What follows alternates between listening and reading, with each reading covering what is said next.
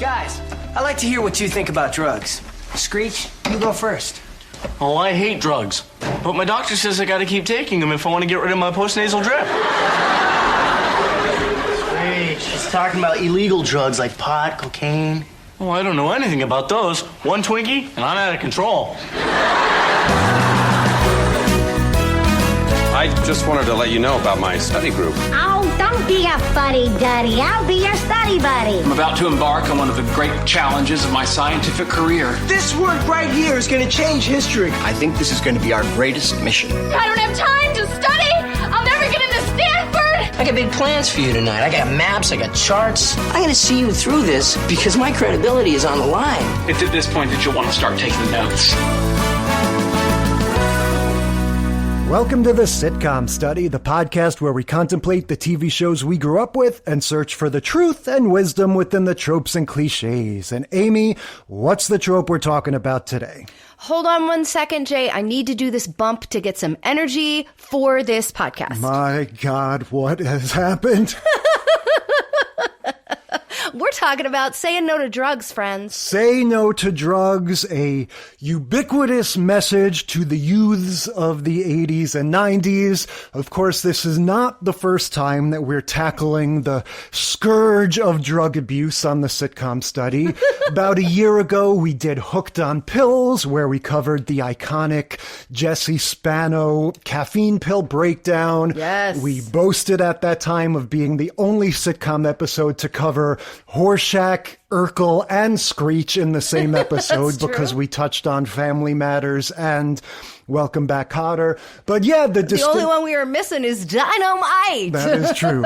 But yeah, the distinction that we made then, and we'll reiterate now, is that episode was all about prescription in some cases, but non-recreational drugs. That was all people who were taking legal drugs, but being abused in ways that they weren't meant for. In many cases, they were taking them to help them study. That's what got Alex P. Keaton and Jesse Spano in trouble. In some cases, they took them by accident, as happened to Horshack and Urkel. Yeah. No, didn't Horshack do it on purpose? I think he did it to prove a point. Yeah. He was like, if he says it's fine, then it's fine. Right, because that's right. he was kind of by accident. susceptible to a very specific peer pressure, which was wanting to be just like Freddie Washington. That's right. But anyway, yeah, that was all about what happens when you fall under the spell of these amphetamines that are meant to help you study and whatnot. In this case, we're doing your straight up recreational drugs. Interestingly, the first two chronological episodes we're talking about are going to focus on cocaine. Yep. And then as we get into the 90s, it shifts to marijuana. Yes. But yes, that's what these episodes were about. They're trying to instill in you this message that was, propagated by the Reagans and all that in this era, that drugs are very bad. And the say no to drugs era. Exactly. And they are trying to prepare you for what they postulated was going to be this inevitable aggressive peer pressure where your friends are all going to call you a wimp and a weenie if you don't do drugs. Yes. And they needed to prepare you for that happening. Right. Which I think I'm going to put the question to you. How large did these messages loom in your childhood in terms of serving as the warning that they were meant to serve? I'll say very large in a way that held for a while and then completely backfired when later in life when I realized that the effects were a little overstated. So, but you, and we've talked about this on the podcast before, you were fully in college before these messages dwindled for you.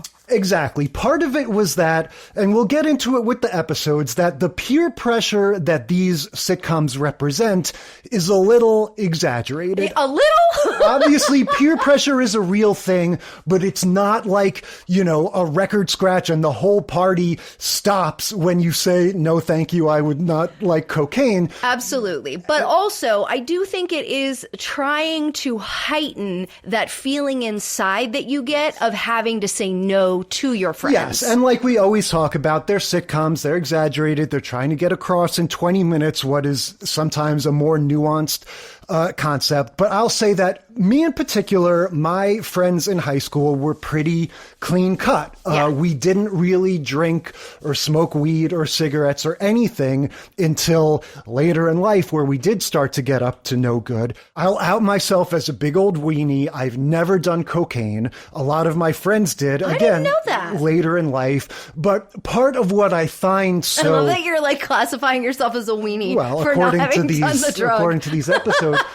But Christy Swanson is looking down on you. Part of what makes these episodes seem so silly now in 2026 is how cocaine and weed are sort of treated as the same thing. And now that we live in a world where marijuana has been essentially decriminalized and we can go down the store and buy it, whereas cocaine is still very much seen as an illicit narcotic, it is kind of funny to see them presented as, you know, almost synonymous. But here's what I'll say in terms of answering your question. You know, we both grew up right in this time that all of these sitcoms take place. And also, for whatever it's worth, my parents, especially my dad, were very straight-laced. There was no cigarette smoking or drinking or anything in the household.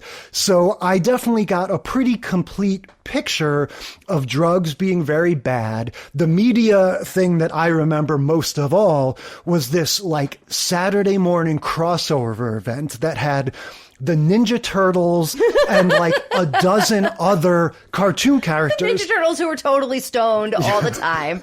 All coming together in this like little 30-minute thing. It was like the Ninja Turtles, the real Ghostbusters, the Gummy Bears, like everybody coming together for this Gummy message. Bears actively on LSD Yes, that is or true. on mushrooms.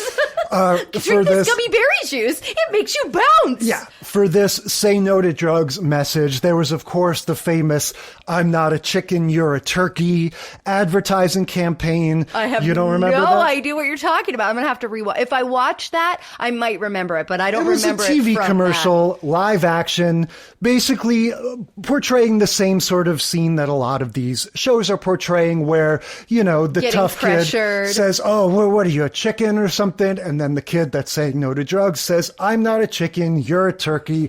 Became an instant punchline, just like the "This is your brain on drugs" and all of the other sort of public service I learned it from things. watching you, Dad. Exactly. So yeah, I grew up in this era, and even though I recognized that some of these things were a little cheesy, there really was no peer pressure for me to combat them as a young person. Yeah. So I sort of went merrily through life, not really having any desire to do these things.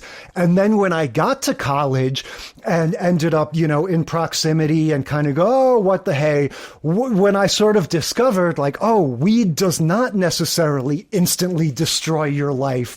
I ended up with a, you know, 30-year plus relationship with certain drugs.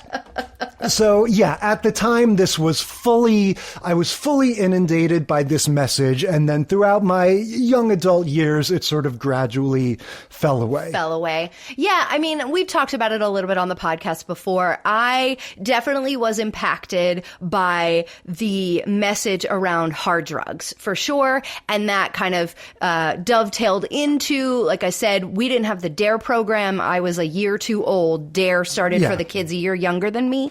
But we had this officer friendly program, and they officer friendly talked to us about drugs and definitely scared me off of anything more than marijuana. And it wasn't until I was probably in high school that I had this memory. And my mom, when I told her this later on, my mom was like, "God, kids really do remember everything."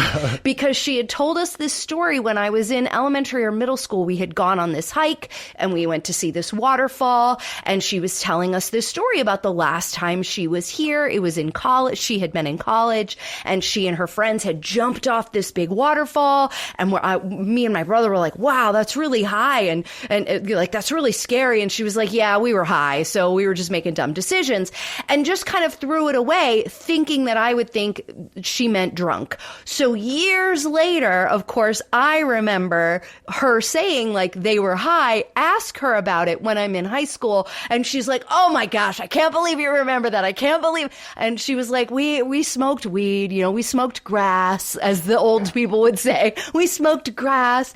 And so we had a pretty, about so many things in my house growing up, we had a really frank conversation about those things. And yeah, it was like, look, marijuana in my house was an awful lot like alcohol. It was, we know you're probably going to do it. Just don't drive. Don't be dumb. And if you need help, call us. Yeah. And yeah, in terms of family conversations, that is going to be something that all of these episodes implicitly or explicitly are designed to activate, right? They want, these are all family-based sitcoms to a certain extent, and they want you to watch these episodes and have that discussion about drugs. In some cases, we are going to get multiple instances of cast members addressing the camera and saying, please talk about this. Yeah, well, and this is what I remember of these very special episodes, or any of these episodes that dealt with something kind of serious. They seem to always have that moment, either at the beginning or the end, where they would address, the actors in the show would stop being the actors, and they would be their real selves, and they would, or stop playing their characters, and they'd be their real selves, and they would address the camera and talk about it. So the first episode we're going to watch is Growing Pains, and that happened in that because ABC refused to air that episode unless changes were made. And so Kirk Cameron and the production crew was like, what if he sits down and reinforces it as Kirk Cameron in at the end of the episode? And that was the only way ABC was going to air that. So I think all the other networks were like, well, if it's okay for Disney, we'll do that too. And they just kind of picked up on that. Yes. And knowing what we know now about Kirk Cameron, it is not at all surprising that he would embrace an anti-drug message. This is a little before he was had totally fundamentalized himself. Sure, but still, I see him now as a pretty straight-laced guy, so it doesn't seem like a long walk that he would want to have this. No, but one of my favorite things about the irony of all of this is that, you've watched Kid 90, right, which is Soleil Moon Frye's sort of documentary about her growing up as being a kid in the 80s, a kid in the 90s who had some celebrity. She was hanging out with all of these people, and all of them were doing drugs. Yes, well, and we'll get to that with Saved by the Bell, to what extent that hypocrisy is or isn't an issue. But yeah, let's get to it. What is our lineup? What are the shows we watched? All right, we watched Growing Pains, Season 2, Episode 15, Thank God It's Friday. Then we watched Webster, Season 5, Episode 2, Basketball Blues. Saved by the Bell, Season 3, Episode 21, although that one actually, the numbering was different. Saved by the Bell, the numbering is always sketchy. Just look it up if you want to watch it. It's called No Hope with Dope. Right. So No Hope with Dope. And then finally, Moesha, podcast first appearance, Season 4, Episode 3, Hello, What's This? Yeah, so starting with Growing Pains, second season, it's called Thank God It's Friday. It starts on a Friday night. It's date night for Jason and Maggie, is that her name? And there's a whole thing, they were going to go to the movies, but they cancel the babysitter, whatever. The point is that the whole family, except for Mike, Kirk Cameron, is staying home to have a sort of TV dinner, low-key Friday night at home. And Mike, who sports a ridiculous, what would you call it, a bicycle hat? In the first scene, he's wearing this bicycle hat, not unlike what what's the guy, Wesley Snipes in White Men Can't Jump, where it's sort of flipped up, just looks absolutely absurd. But he's sort of laying the groundwork for, I'm hanging out with Boner and Eddie, right? Those are my two pals. Yeah. And we don't know what Eddie, we're going to do. Eddie, who looks shockingly like a young Billy Joel. I guess. Boner was the one that I was trying to place who he reminded me of. But anyway, they're going to go out. They don't really have any specific plans. He's just kind of like, hang. I don't know. Yeah, like you would do on a Friday night. Go drive around, go hang out at a restaurant. For us, it was always like coffee shops, so we could smoke cigarettes. Ben, the little brother, makes the comment. He says, $10 says he's going trolling for chicks, right? Oh my gosh. And they make Maggie and Alan Thicke's character. Jason, thank you. Maggie and Jason make a comment about, if I knew what Ben knows at his age, I would have been in trouble. And Maggie's like, yeah, Ben is in trouble. Like, Ben is a lot. Well, yeah, that's because they say that because when they're watching their movie later on, it's like some sort of crime drug kingpin movie. And Ben is totally like, he's got 3 kilos of coke. That's a street value of $3,600 or something. Yeah, like 3.2 million or something. Anyway, but he is, we've commented in later seasons how Ben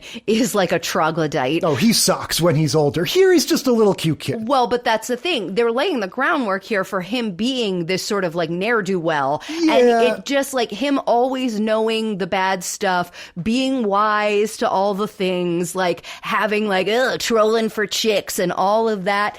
At this age, you can see the through line to him being as when he's older. Yeah, that's true. At this point, it just comes across as precocious. He's saying things that are a little incongruous for a little funny kid. When he's 8, but when he's 12 is gross. Yes, if you go back to our Making a Home Movie episode where teenage Ben is making his Bikini Babes movie, he's pretty reprehensible. But now he's a cute little kid. We established that Mike has a curfew of 1 a.m.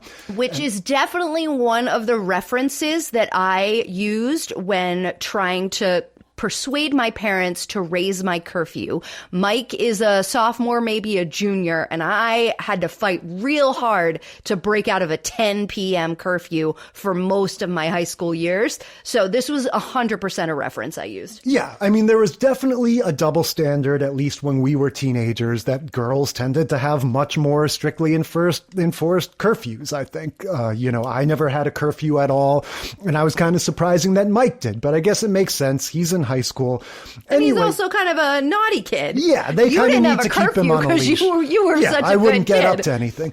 But so, Mike and Boner and Eddie go to the local pizza shop. They're hanging out. And it feels very Charles in Charge. Yes, definitely. We've got the red and white checkered tablecloths and all that. Mike's big suggestion is let's go watch the drive-in movie from afar, right? So we don't have to pay to get in. Yeah. There's going to be basically like a Swedish sex movie or something. Well, he said, let's go watch it from outside and we can lip read. And the guys are like, nah. And he was like, but it's a Swedish movie. And they were like, oh, okay. Cause, as I'm sure you remember, there was this idea that foreign films didn't have the same R ratings, PG-13 rating system as the MPAA. So if you're seeing a foreign film, there's going to be a whole lot more TNA. Yeah, I associate that stereotype with French films. But I guess, foreign films in general, sure. And so they're like, okay, they're about to go off to watch this distant Swedish drive-in movie when who should walk into the pizzeria but Roland? That's right. Cool Roland, who has graduated a year or so ago and is in town hanging out, picking up what looks like about 10 pizzas. 10 empty pizza boxes, yes. right? You can totally see completely weightless empty pizza boxes that he's tossing around like ragdoll. Although one of them is all greased up on the sides. All right. They got the authenticity there. They probably ate the pizza beforehand and then used it as a prop. Yeah, the pizzas are all sitting over on the craft services table. But so, Roland is older. He hangs out with this cool crowd, this very affluent crowd, apparently. Yeah. And, it's that old thing of, oh, hey, Seaver, I remember you, right? Because I guess Mike's like kind of a cool kid in his high school. He was friendly with this guy. And so, long story short, Mike and his friends sort of get themselves invited to this party. You know, they sort of shamelessly ask, or like hint at that they would like to want to invite. Yeah, the guy's like, hey, are you begging to come to this party? Yeah. And they all immediately get down on their knees and they're like, please, please. And he laughs and then he walks away and then he pauses at the door and without even turning around, he puts his hand up by his ear and with 2 fingers, he motions, come on. Yeah, exactly. So Roland, just to give you a picture, he looks like he's maybe 32 years old. Yep. He's got that sort of curly hair, very waspy. If this were very like James Spader-ish in, what is it, Pretty in Pink or whatever. If this were like a snobs versus slobs type 80s movie, he would be like the country club kid. And so they show up at this house. It's this big fancy house. It's full of these sort of well-to-do young people, hair, right? Big hair for days, full of lots of these young ladies with the fuzzy sweaters and the gigantic hair. Yes. They start seeing people coming out of the bathroom in groups, right? In little clusters of 2, 3, 4 people. They're thrown by that, right? Boner makes the remark, oh, I guess rich people go to the bathroom in groups. Right. But what becomes clear pretty quickly is not only are people using cocaine at this party, it seems to be the theme of this party. Yeah, this is a coke party. Now, it's not a coke party in that it's out on the table like you see in like 1970s Right. This Studio isn't Scarface. 54 disco time frame. You know, we're 10 years after that, and these are relatively mostly kids, right? We're looking at people who are like 16 to 21. They're kind of, you know, early college, late high school time frame. Which again, in real life means 21 to 40 in terms of the people yeah, there playing definitely them. are people in the background like that. But our main guest cast member is Kristy Swanson, OG Buffy herself. Yeah. And it is her house. It's her party. Yeah, and we don't find that out right away. No, but it is. But later on, we also find out that it's her parents' coke. Yeah. But so when they first show up, they don't get the going to bathroom in groups thing. They're just ecstatic to be hobnobbing with these classy elite people. Right. And the hot girl from school whose parents bought her a Porsche for her birthday is there. And so they're all excited about that, trying to get a chance to talk to her. Right. And so then Mike starts hitting on this blonde girl played by Kristy Swanson from the Buffy movie. You know, everything's going well. She likes him and stuff. And she says, okay, would you like to go to the bathroom, right? Do you want to go to the John? Yeah. And he's confused at first. And so he's just like, oh no, I'm good. I don't understand why he isn't thinking making out. Because, like, when they first started coming in and out of the bathroom in groups like that, I was like, oh, damn, this is an orgy party. Interesting. Yeah, maybe that thought doesn't cross his mind either. But so what happens is when he says, no thanks, why don't you just go without me? She says, oh, I know what you're thinking. You're probably worried that I'm going to steal your stash or that I'm looking to mooch off your stash. Right. Now, I want to pause here and say that this is the reason why in real life there is not so much peer pressure to do cocaine, because people are very territorial about their coke and you have a very limited supply. And so in my younger days, when I would go out with my friends and some of my friends would use coke, and by that time it was very like they would be shady about it. And it wasn't like you don't want to, it's not like weed where you want to sort of, hey, it's cool. It wasn't a party drug. It was like only people who you knew were cool. Did you let them know that you were doing coke and that you had coke? And I witnessed quite a few sort of awkward little like passive aggressive conversations where people would get annoyed at each other because it like whatever amount you had on you was very finite. And it was expensive. It's expensive. And there is this thing with coke. I mean, ultimately all drugs are like this to some extent or another, but you do it, you get your pop or whatever. Yes. And then when it starts to fade, you get anxious if you don't do more. And so the need to do it really perpetuates itself. See, that's so, I mean, and I know that is like, I know that that's true. That's not been my experience, but I know that that's true for some people. Yes. Where they're just like, oh, wait, now it's fading. I need more. And so, like you said, the amount that you have on you is precious. Yes. And so, and to a certain extent, that extends to all drugs. You know, like in college, if anything, I would have been the peer pressurer with weed. I would be the person offering it to anybody that stopped by the thing. But if anybody said, no, thank you, I don't do that, music to my ears. Great. I'm just being polite. You know, like drugs are expensive. And so I just wanted to call that out when she says, oh, I bet you think I'm mooching off your stash.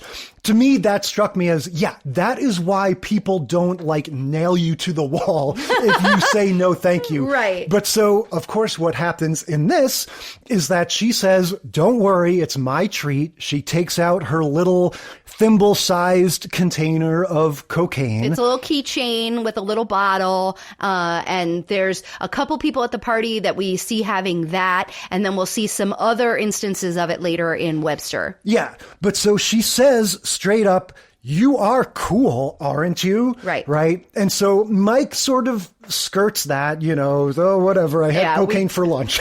Just kind of like evades the issue. And then he spots Lana, who is another pretty girl that he knows from school. Yeah. And so he knows her. He feels comfortable with her. So he goes up to her and he's like, oh, thank God you're here. And he says, like, I don't know if, don't freak out, but I gotta tell you, there's cocaine at this party. To which she responds, I should hope so. Yeah, like, why else would we be here? And then Christy Swanson sees them talking and is like, oh, let's all go together. Yeah.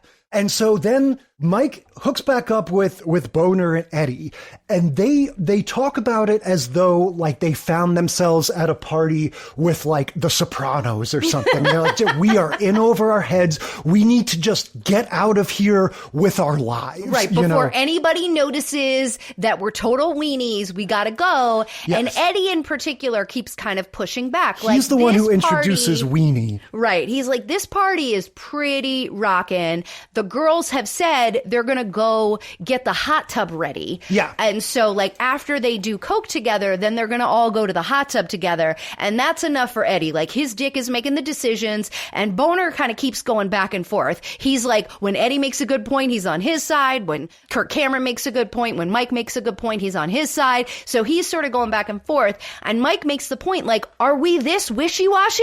And Eddie's like, no, we're not, we're not flip-flopping like that. And Mike's like, look at Boner. He just keeps going back and forth. Now, Mike also brings up the point that will happen again in the Webster episode. This episode comes out the year after the death of Len Bias. Oh, that's the basketball star, right? Cautionary tale. Yes, I had to look this up because I didn't remember the name, but of course I remembered this anecdote. So Len Bias was a basketball player who died of a cardiac arrhythmia resulting from cocaine overdose days after he was drafted, second draft pick to the Boston Celtics in 1986, right? Wow. Okay. So this was the ultimate case of... Really timely in certain ways. You will literally drop dead. You'll have a heart attack. Yes. And that is what happened. He did too much coke. He dropped dead of cardiac event. And this became the absolute, just platonic form of why you shouldn't do drugs, which again is a funny contrast to the weed thing where, it's all a little nebulous, but advocates of legalization will tell you there has never been a death associated with marijuana ever. Now, granted, I think if you take into account vehicular situations or things where people have psychotic episodes, there's different ways to look at it. There's so many things, and I know a lot of people who are still really like anti-drug. Maybe they've had, I have several friends who have had major addiction in their families, siblings, daughters, sons, and they say like they're against weed in all forms because they say that truly is the gateway drug. If you find yourself getting this fix from the cycles of getting high and weed's your entry point, then it makes you curious about what other ones have they not been telling you the whole story about. Yes. And I struggle a little bit because like I was saying earlier, my experience with cocaine has been limited, but it has not been at all this like, oh my God, it's going to make your heart explode. Oh my God, you can't stop doing it. Like I sort of was like, yeah, no, that one, like you have to do so much coke in order to die. But I think you're right. Like it is way more addictive. It is way more like, oh, let's come back to it. Let's come back to it all night long. Can't stop. Yeah. Than weed might be. And it had just physiologically, it does contribute to people's deaths much more. And I will say that hung over me a lot because as a kid, and as an adult, I ate bacon like with almost every meal. It really did kind of scare me, the idea of like, and this is very silly, thinking that I was like, 18 years old or something, that I was like a candidate for a heart attack. Right. And so I shouldn't do cocaine. But so that's one of the points that Mike makes. The two friends, are going back and forth. They don't particularly want to do cocaine, but they really, really want to get in with this crowd. There's a point where the blonde girl played by Christy Swanson, Johnson comes back. And when they sort of indicate, oh, we might not want to do it, she actually gets hostile. She goes, now what's going on here? And then they sort of talk her down a little because she goes, oh, okay, I thought maybe you were narcs. Yeah. Which I take it to mean literally. Like, she actually thinks they're like undercover police officers. Right. That's like a narc. That's what a narc was then. So she was like, are you guys 21 Jump Streeting us? Yeah, exactly. And so they convince her that that's not the case, but they're having this back and forth. And then at one point, Mike says, I don't want to do coke, okay? Well, and they realize that they've never done it before. So then they're like, oh, they stop pressuring so much. Like, hey, you know what? It's not that big of a deal that you haven't done it before. We'll be gentle. Like, don't worry about it. And that's when Mike's like, no, you don't understand. I don't want to do it. Yeah. And the whole party goes silent. Yeah, total record scratch moment. Exactly.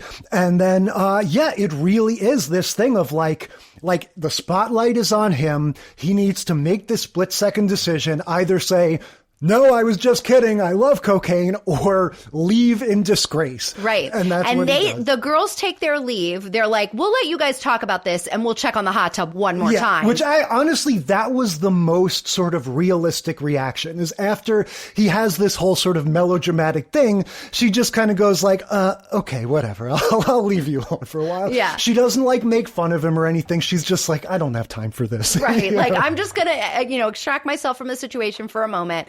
And so then he and his buddies kind of have it out. And Eddie and Boner end up staying. And Mike's like, are you seriously doing this? Are you seriously staying? Well, you know what they say is that Boner says to Mike, in reference to him trying to get them to leave, he says, Mike, friends don't make friends do things they don't want to do. And then Mike goes, exactly. and leaves the party. Yeah. And so then we get the act break. We're into the final act of the show now, where we're back with Jason, the dad, waiting up alone in the dark house. We come to understand it's 2 a.m. by this point, and Mike isn't home yet. Yeah, he hasn't met curfew. Yeah, and so then Mike comes home, walks in, the dad's being, let me sit down for this. I can't wait to hear your crazy story. Let me guess, you saved a pregnant woman's life. What is it going to be this time? And I will say, for an episode that so far has been very heightened and a little silly in terms of the way it's portraying this peer pressure and all of that, this last chunk of the show actually comes across as very sort of sincere and effective to me. The way that Alan Thicke plays it, where they sit down. And Mike Seaver as well. Yes. Like he is conflicted. He is feeling sort of bad about himself, and he doesn't really want to tell his dad, but he does have to like he needs to get it off his chest. He's feeling very upset. Not about saying no, we come to find out, but about the fact that he's had this break with his friends. Yeah, and just in general, like being subject to that kind of peer pressure, which he says I've never experienced before. So yeah, Alan Thicke is like, let me sit down. So the both of them sit down on these perpendicular couches. And yeah, Alan Thicke plays this tone shift really well, where he's doing this stuff. Oh, let me guess, there was an old lady and you helped her cross the street. And then I don't think Mike even says anything other than maybe like, no, dad, listen. And you see on Alan Thicke's face, he just goes, are you okay? Yeah. And it's this very sort of, again, it's subtle compared to all the crazy dialogue we've had so far. And then Mike explains like, yeah, look, I was at this party. Like, you can't get mad at me no matter what I say. That's what he says. I want to talk to you as a friend and not as a son or whatever. And then he goes on to explain. And of course, Alan Thicke kind of jumps up at first. Well, what do you mean cocaine? And then Mike's like, no, listen, let me explain. Don't react to this like a parent. And he goes on to say, I did refuse the cocaine, but I feel horrible. I've been driving around for the last hour. 2 hours, yeah, he said. I feel betrayed by my friends. I don't know how to face them. I don't know if I did the right thing. Like, I just feel so confused. Yeah, like, I know I did the right thing in saying no, but I feel like I'm confused about not being able to convince my friends to leave with me. I'm hurt that they would choose to stay, and, you know, all of those things, all of those conflicting emotions. Yeah. And so he says something to the effect of like, Dad, like, what do you do about the fact that even your closest friends like want you to do stuff like this sometimes? And the dad says, well, look, Mike, you can't please everybody. And he goes, yeah, but tonight I didn't please anybody. And the dad says, except yourself. There it is. There it is. Message coming home. Yeah. And so, you know, it's like, okay, basically, whatever, it's over. Mike goes to the stairs to go to bed and then sort of like charges back to the dad and gives him a big hug and huge applause from the audience, right? Everybody kind of goes wild. And in this case, I kind of agree with it. Like, it's a touching moment. Yeah, they did when a good job he goes with that. over and hugs him. Yeah. And then as he's leaving, and this is where Alan Thicke goes back to being a little thick, if you will, a little bit of a dummy. He goes, oh, by the way, Boner and Eddie called. They left a message. They said they didn't go to the bathroom. What in the world does that mean? Now, based on the conversation you just had 10 seconds ago, what do you think that means?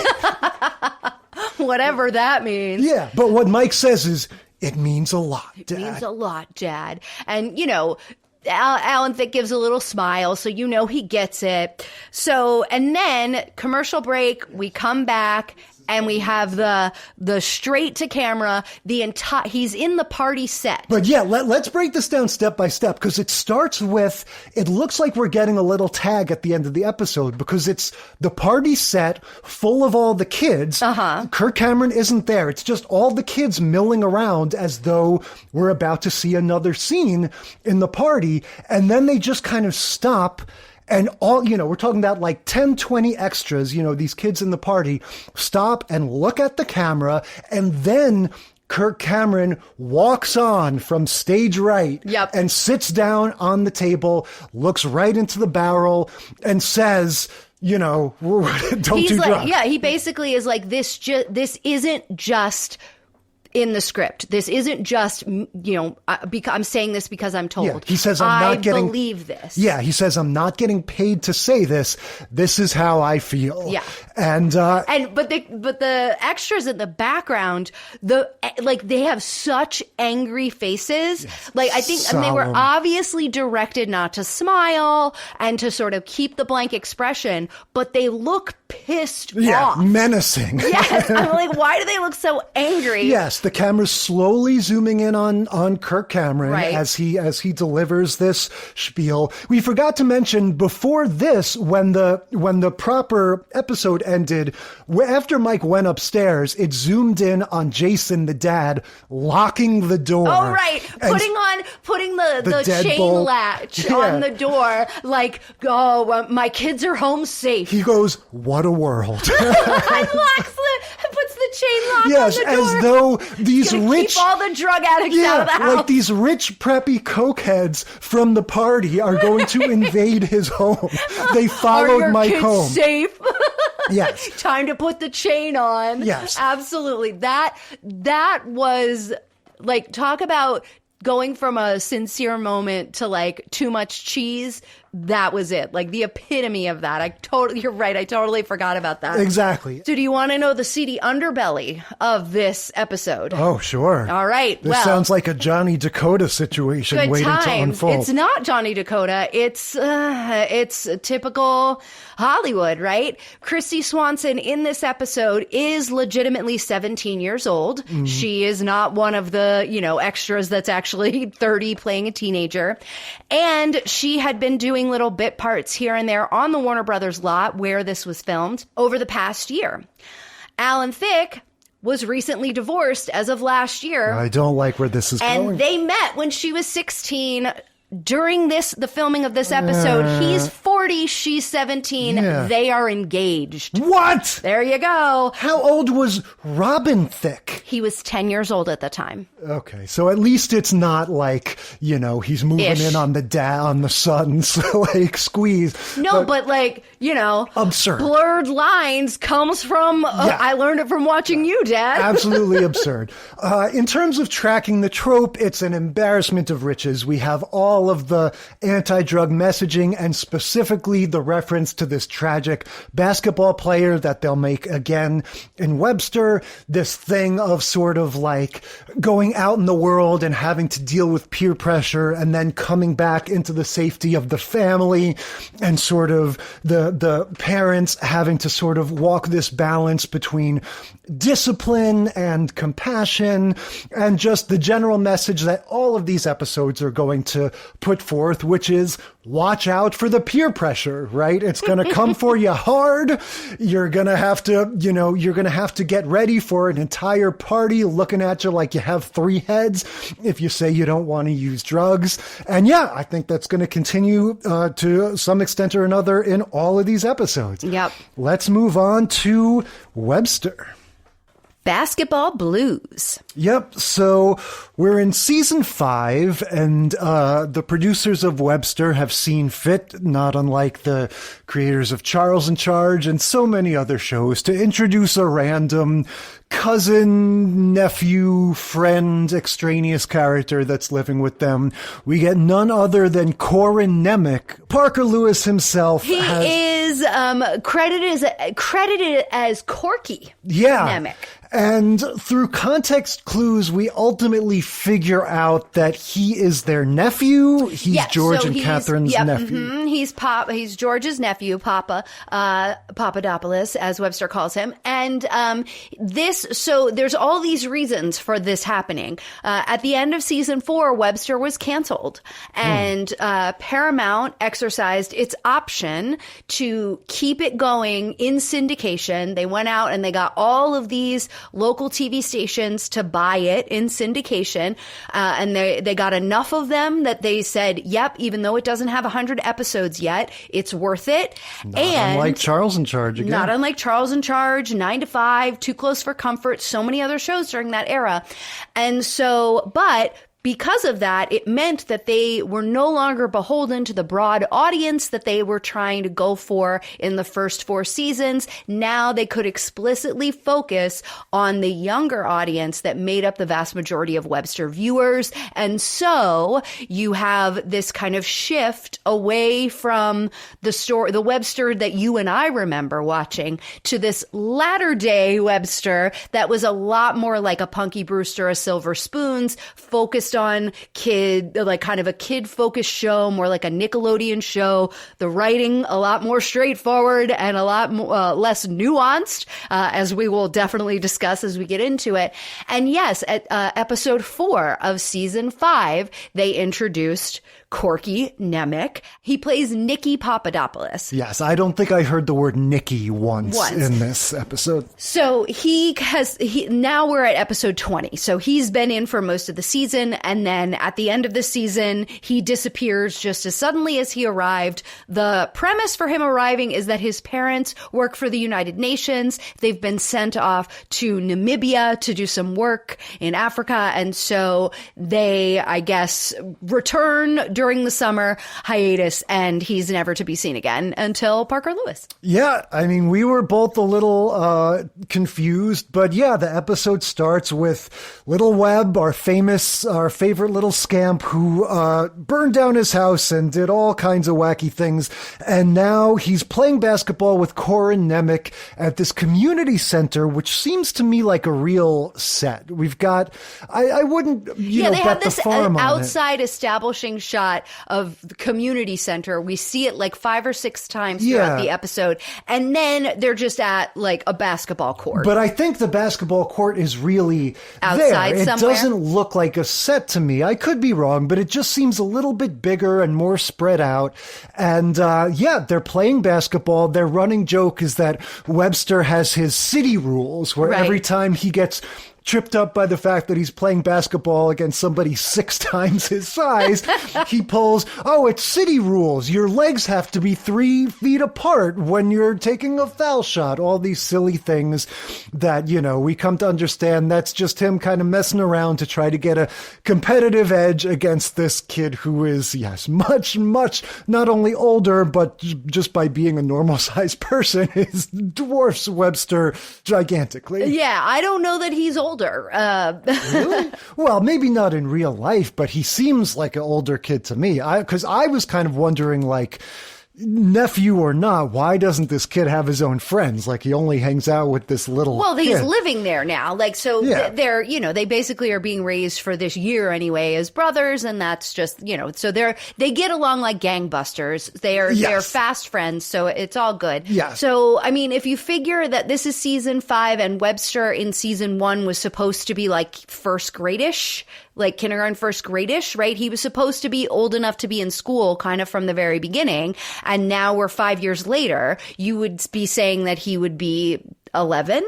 Yeah, I mean, part of it is, as we've discussed, Emmanuel Lewis has this sort of ageless condition. Yes. But yeah, I mean, it's true that Corin Nemec, his voice is still high. He doesn't sound like he does in Parker Lewis. So he's got to be, you know, he can't be any older than like 12 or 13, but he certainly reads to me as older. And like I said, he is literally at least twice the size, if not more, of little Webster. Well, so they're playing basketball, as you said, and city rules and all of that. And Nikki is calling Webster out on making up rules by using this idea of city rules. And he's like, yeah, well, just wait till I come at you with my country rules. Yeah. And then this much older guy shows up and he's got long hair and he's looking kind of rough and tough. I would say he looks kind of like A.C. Slater's older Caucasian brother or something. Oh, that's interesting. He's got the curly hair. I would have said that he wasn't Caucasian, but okay. He looks more like a wrestler than a basketball player to me. He's very bulky. He's, you know, in addition to being taller than them, because he is essentially a grown man, we come to understand that he's even though he's not in college yet, he's like 22 years old or something. So he is in college. He's in junior college. He's in a 2-year school. That's why later on you see him wearing his sweatshirt says something JC, the junior college. And that's why he's trying to be scouted. So we come to find out that he is a 21-year-old sophomore. Yes. And the only reason he's in college at all is that he has sort of been taken under the wing of George. And George, you know, they met through the community center or something, and he kind of like, you know, mentored him and was like, you're a really good ball player. You're a really good basketball player.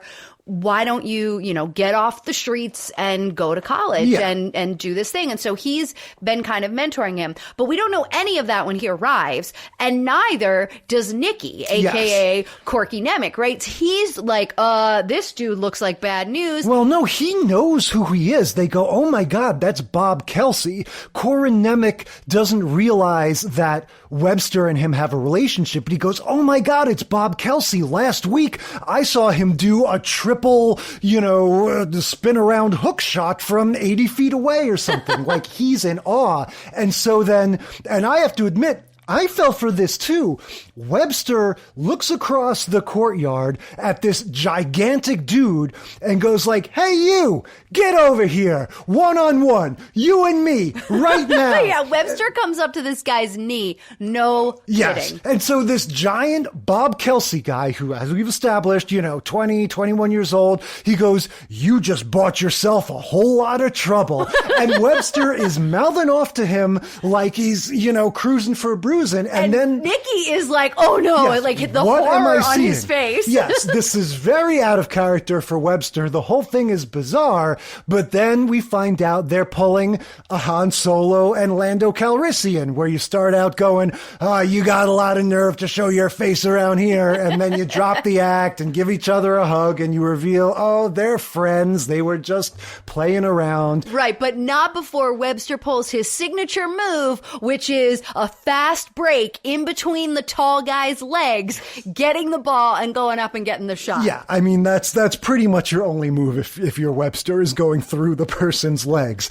It was great. And then, yeah, as you said, this guy, Bobby Kelsey, he like comes over and gives him a big hug, and Nikki's like, what's going on? And so they explain, yeah, you know, George has been helping me out, and he got me into college, and now I'm getting ready to graduate from with my AA, and I'm hoping to, go on to a 4-year, and I'm really excited. And he's like, hey, Webb, I'll see you tonight because I'm coming over for dinner. Yeah, and at this time, I didn't realize that Corin Nemec would be over for dinner because I just thought he was his friend. But yeah, we cut to the Papadopoulos household, and it's one big happy family. Webster, the foster parents, Corin Nemec, and this gigantic Bob Kelsey guy, all enjoying one of Catherine's trademark dishes. There's some jokes in the dialogue about how she's like not good at cooking or something. That's a long running gag on the show. She's made some sort of like beef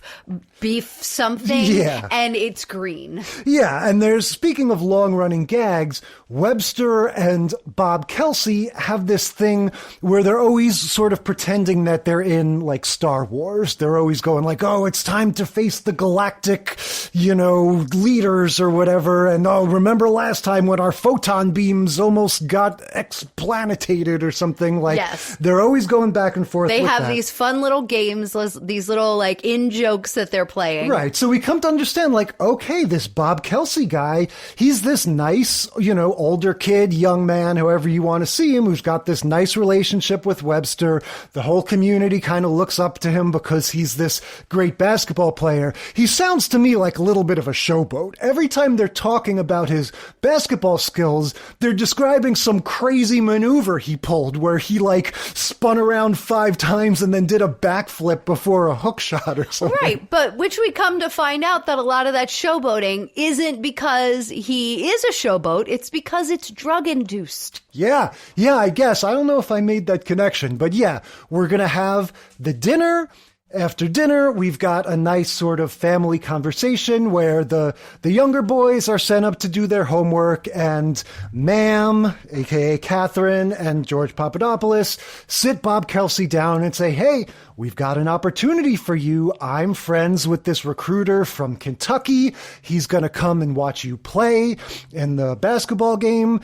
We've already established that Kelsey gave the whole family tickets to his graduation. Yeah. So I guess that's why I was confused. I guess so he's graduating from this 2-year college, and I had assumed it was high school. So he's about to graduate from 2-year college. He's got a big, I guess it's like an end of season game that they've invited this recruiter to, but they've also invited the recruiter to their home, and he is going to come momentarily. Right. So yeah, he asks, George asks Bobby earlier on, like, hey, are you getting scouted? What's been going on? And he's like, yeah, not a lot of bites. The University of Guam wants me. Guam, I feel like, was always a punchline in the 80s and 90s when you needed like a weird remote place to talk about. Guam just always, it just had a funny sound to it. So this scout from the University of Kentucky happens to know George back from his sport days. Yeah. And so he has agreed to come over, meet this guy. He's seen some of his tape. He thinks he looks pretty good,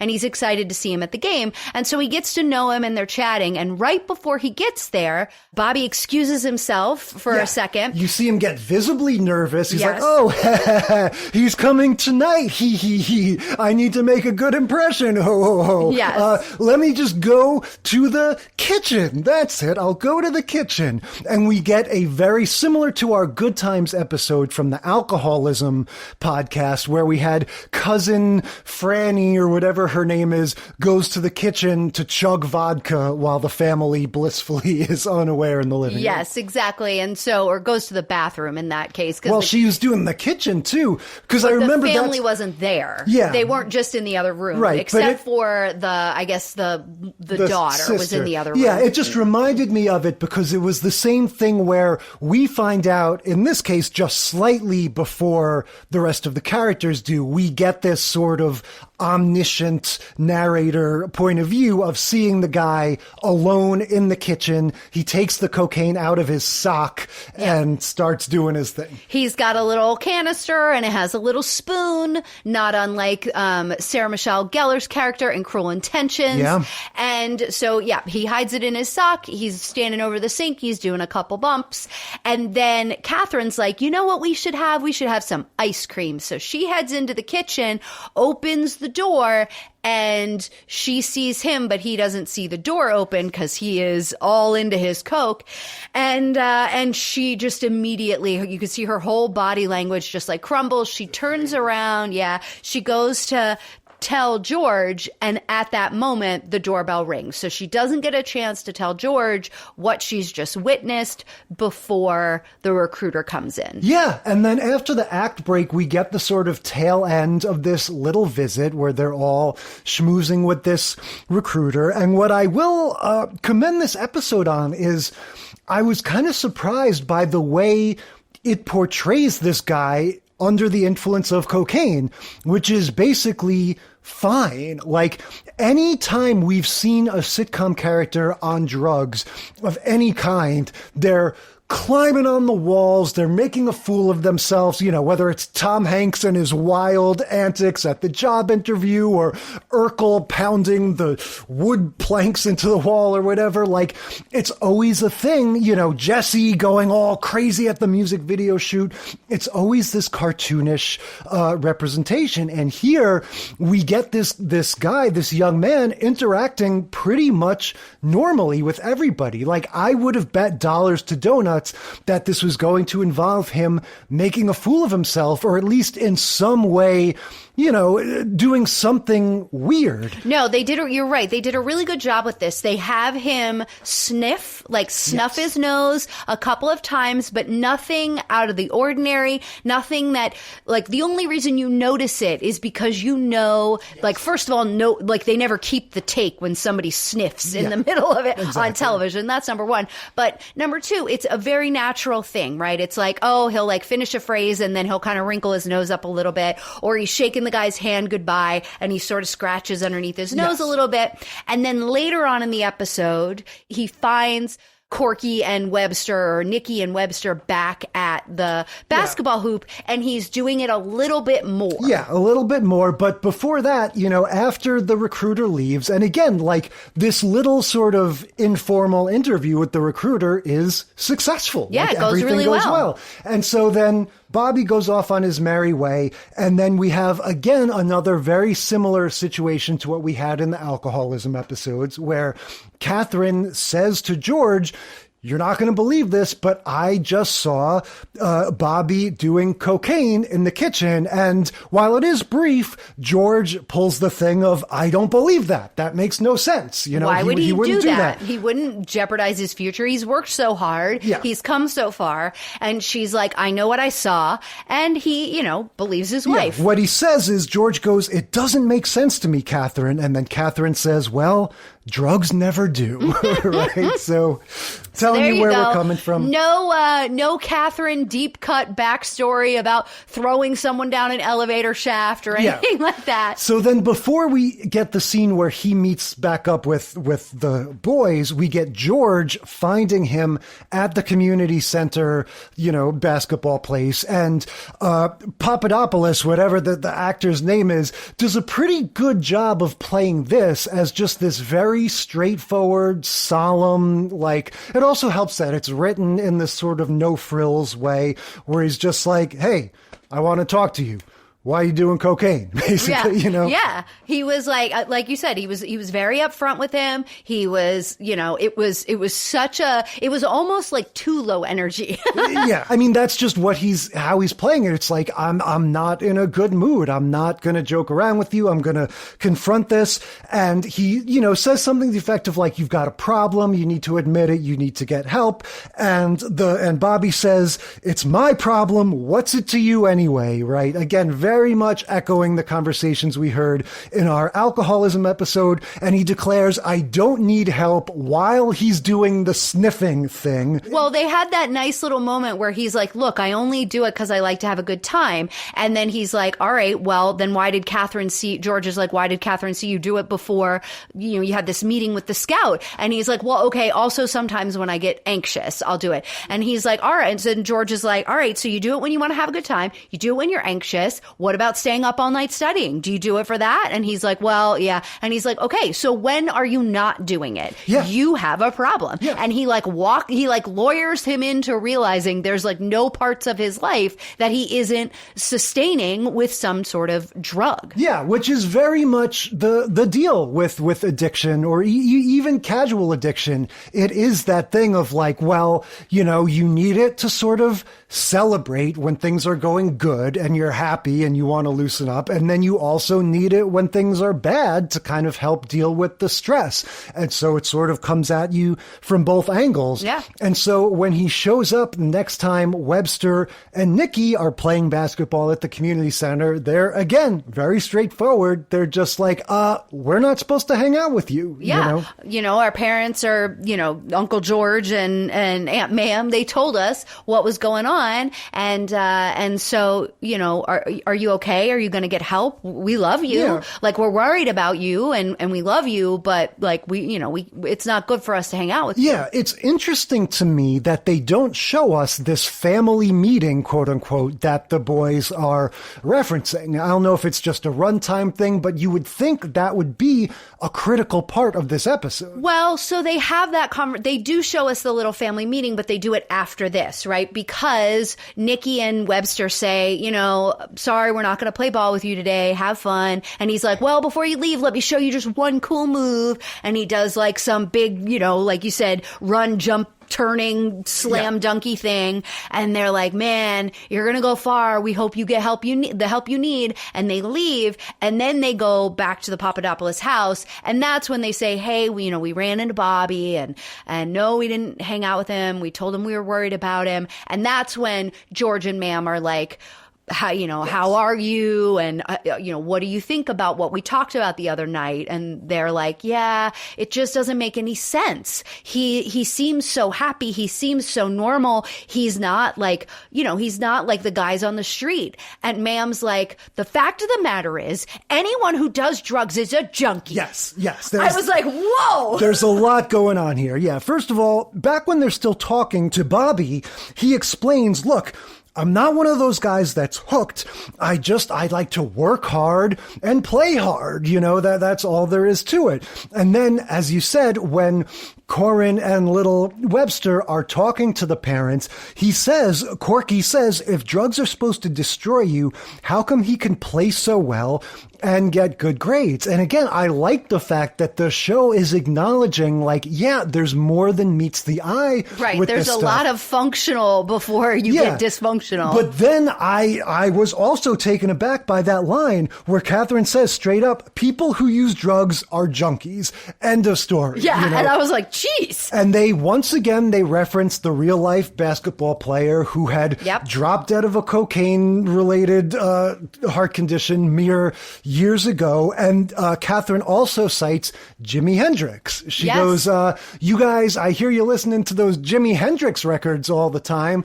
Well, didn't you know that guy would have been the best musician ever, but he died in his 20s because of drugs. Yep. So between Jimi Hendrix and this basketball player, those are the sort of cautionary tales. Yeah, exactly. And so they're like, all right, there's no resolution to any of this, but they just have a little conversation about it.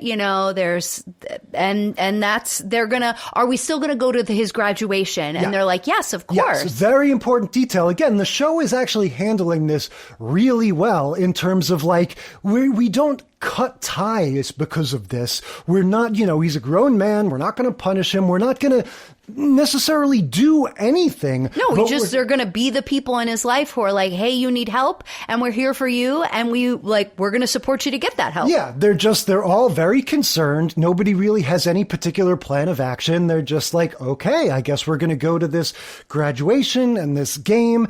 And then third act begins with, again, the boys playing basketball, but now they're just playing in the driveway. I think they're getting ready to go to this game. Yeah, right? Game or graduation or something. It's whatever that next, like a couple days later was. I assumed they're all dressed nicely. They're waiting for George to get home from work, I think. Yes. So the reason why I thought it would be the game is just because I figured, well, that's when this is all going to come to a head, because what I was assuming, again, I would have bet the house on this. That, whether we get to see it or whether it's just an off-camera thing. That he has like a full-on meltdown? That he messes up the big game in front of this recruiter, right? Yeah. Again, maybe we wouldn't get to see it. Maybe it would just be them coming home afterwards and being like, oh my God, I can't believe that Bobby took off all his clothes and ran around the stadium naked. Or I can't believe he didn't score a single point. It looked like he was a zombie out there, like whatever it was, that he was going to blow his opportunity because of his relationship with drugs. Yeah. Instead, what happens is George Papadopoulos comes out looking even more somber and says straight up, I've got some bad news. They found Bob dead this morning. And that's it. Like, end of episode. Audible gasp from both of us. He had a heart attack from cocaine. We get a slow motion replay of the kid, doing his fancy moves while we get the sort of like echoey voiceover going. It was like in memoriam for Bob Kelsey. Yeah, we get the echoey voiceover going like, I don't have a problem. I just like to have fun. Work hard, play hard. And then we even get this like church bell type thing, like the death knell. Yes, exactly. It was tolling the bells of for his funeral, and that was the end of the episode. Yes, this was wild. There was no, I'm the actor that plays George, or I'm Emmanuel Lewis, and I want to talk to you about drugs. This one decided the sheer impact, the sheer, events of this story would be enough to make the point that, yes, if you use cocaine, you will die. And they said it, and then they started playing, doing that in memoriam segment, and I was just like, Jesus! Yes, it really took us by surprise when he just came out and said he died. They found his body. I don't, like we said, this instance of this Len Bias guy was all over the place, and it did become the defining cautionary tale. I don't know how common this is for young people or for anyone, frankly, to drop dead of a, cocaine-related heart thing. No, I guess, you got to think about Jim Belushi and Chris Farley and all those other, those guys and all those issues. It was more like the combination of the drugs, and they did have heart attacks, but it was they were they were from ODing from the 8 ball. Yeah, they were older and extremely out of shape. They were not athletes like this guy was. Yeah. But it does just end on that note. And it really just leaves me perplexed going okay, we've been saying the whole time that this episode had this sort of subtlety where it's hitting the tropes, but it's it's showing that, it's not that hard for people to conceal their drug addiction, because it's not like in the other sitcoms where you're crawling up the wall or foaming at the mouth because you're using drugs or drinking or stuff. But then it jumps to death. Yeah. And I'm like, well, look, I mean, it did happen at least once. And it is sort of showing I guess if you want to be generous about it, it's making the argument that, yes, somebody can seem perfectly normal and healthy until they're not. Exactly. And it's not always going to be this incremental spiral. You could just wake up dead one day because your heart stopped because of cocaine. Well, and I think it's also kind of doing a fast forward, right? It's not an hour-long show. They're not going to do this episode over multiple episodes. So you're not seeing you're not seeing it get worse over time. Yeah. It's showing you the early warning signs. It's showing you, hey, be on the lookout. Don't this is where it's going to end up. Be careful. And then it's fast forwarding to the end. Yeah. Maybe what would have made it easier to swallow is if they showed a scene of this kid sort of showing you that, the pressure now is more than ever. Not only does he have his graduation, but he has this game where his whole future is riding on it. And we've all had experiences like that where it's normally I would have a few drinks, but geez, this situation, I'm going to drink even more, right? Like Tom Hanks in the job interview. If they had showed he actually did double the coke because he was so nervous or something. But we don't get any of that. We just get the aftermath. Exactly. I don't know what else is there to say. It's following all the tropes. It's using those same cautionary tales. I'll just say, we're about to make the switch to weed when we discuss the later ones, and it pretty much coincides exactly with 80s cocaine, 90s weed, right? Part of it is that cocaine, obviously people continue to use it prolifically to this day, but it really was more of a thing. In the 80s, you have that stereotype of, every movie set, everyone was on cocaine. Every yuppie in the city, every yuppie businessman was doing coke all the time. And then that sort of gives way to, in the 90s, the message sort of becomes, keep an eye on your younger kids because they might be getting into pot even earlier than you might think. Exactly. All right. On that note, let's move on to Saved by the Bell. Season 3 or maybe 4, episode 21, No Hope with Dope. No Hope with Dope. Now, as we mentioned, we've already covered the infamous Jesse Spano caffeine Not pill infamous. breakdown episode. Stellar. Yes, I think that is probably the most iconic moment in Saved by the Bell ever. But for me, growing up with this series, this episode was just as big a deal. This whole Johnny Dakota thing, this was just as ridiculous and over the top and memorable as the caffeine pill episode. And we even get a moment where they're sitting around kind of brainstorming ideas for the commercial, the don't do drugs commercial that they're going to shoot. And Jessie is talking about her experiences with caffeine pills. Rare example of continuity in Saved by the Bell. Totally. For a series that switches up who has what parents and what state it takes place in. This is one of the few times where they actually acknowledge something that happened in another episode. But yeah, this starts, of course, with Zack addressing the camera. He says he's got the mid-semester blues, nothing's going on, everything's boring. And then who should stroll into the school unannounced, like, outside adults are welcome to do. This is in the days before fences around schools. Yeah, fair enough. Mr. Johnny Dakota, right? That's right. Now, Saved by the Bell sometimes takes place in a world with real celebrities where they will mention George Michael, Kevin Costner, MC Hammer, etc. And then sometimes it takes place in a world with fake celebrities like Johnny Dakota, Luke Diamond, yes, Storm Sutherland. Exactly. The various made-up celebrity portmanteaus that they have in this episode. So Johnny Dakota is this young man who is played by one of the members of the Guys Next Door, who we all know was the sort of New Kids on the Block-esque, pop group that they made a TV show of, which played after Saved by the Bell. Oh my God, I don't remember this at all. The Guys Next Door CD was, I think, the first CD I ever owned. I used it to test out the CD-ROM feature on my computer.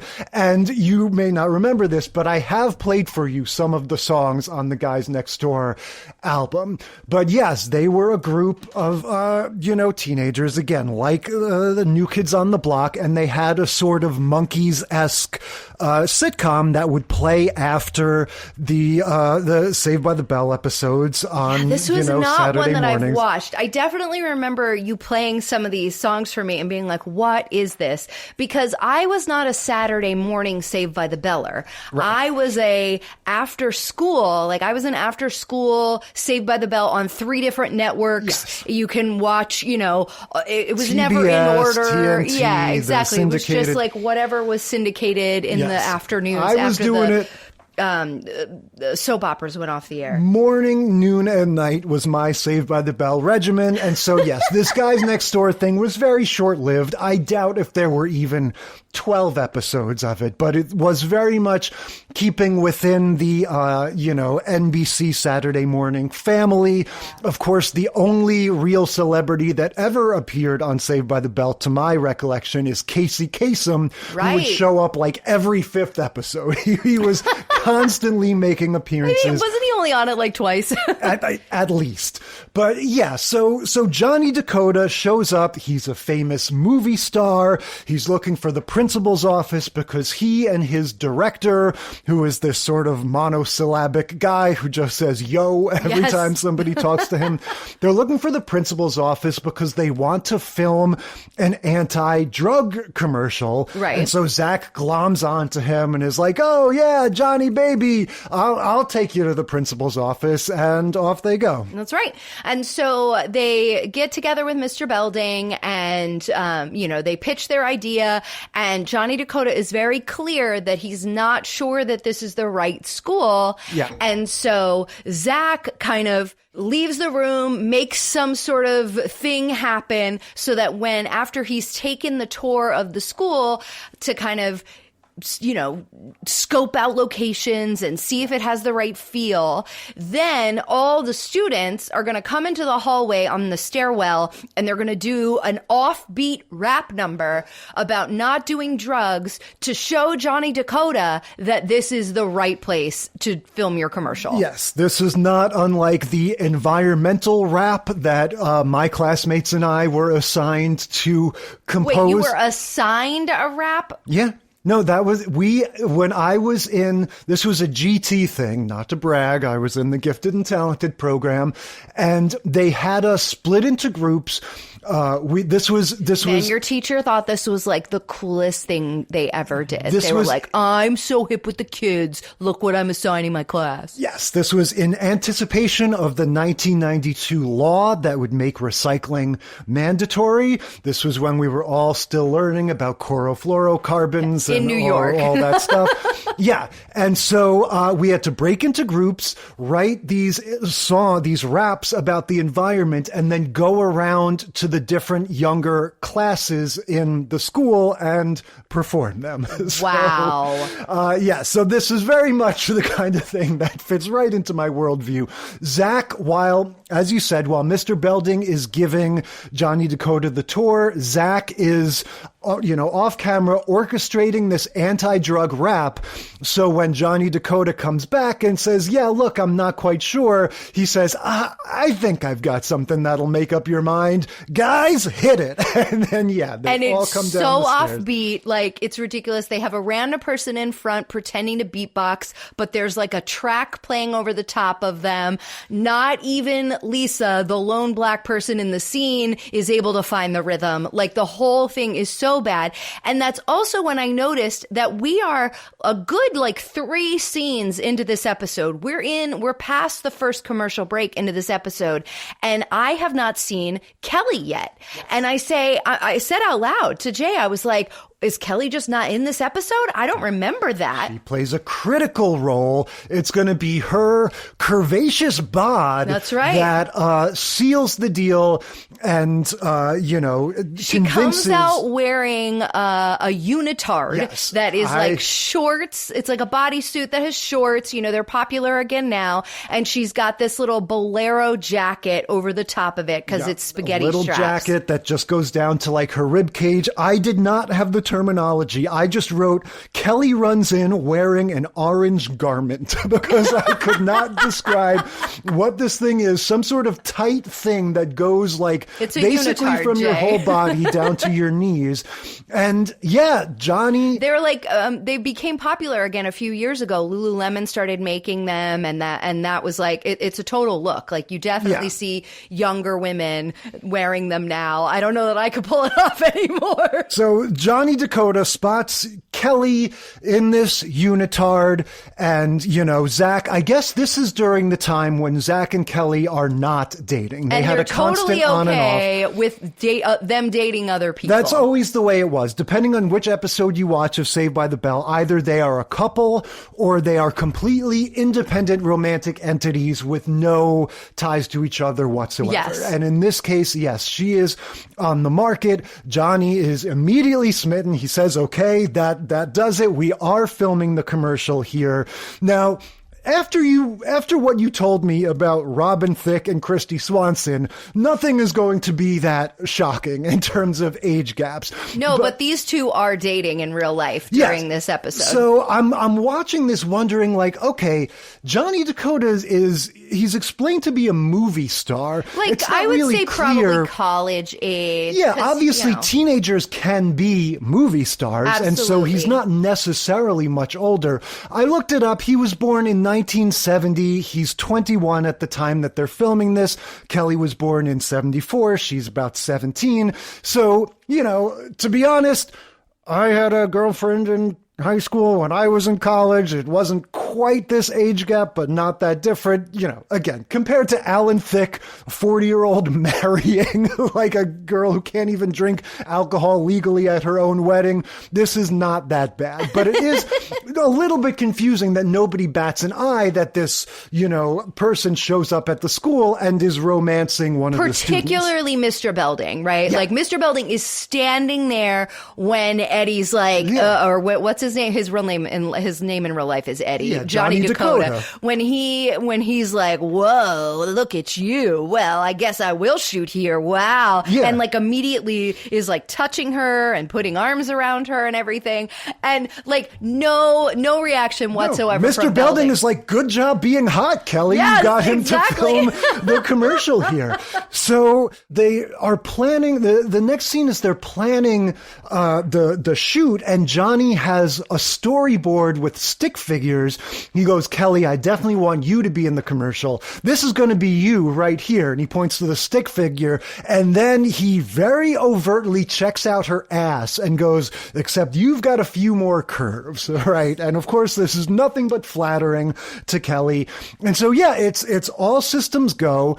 And, as they're all sort of figuring out, okay, what is this commercial going to be? What are we going to do?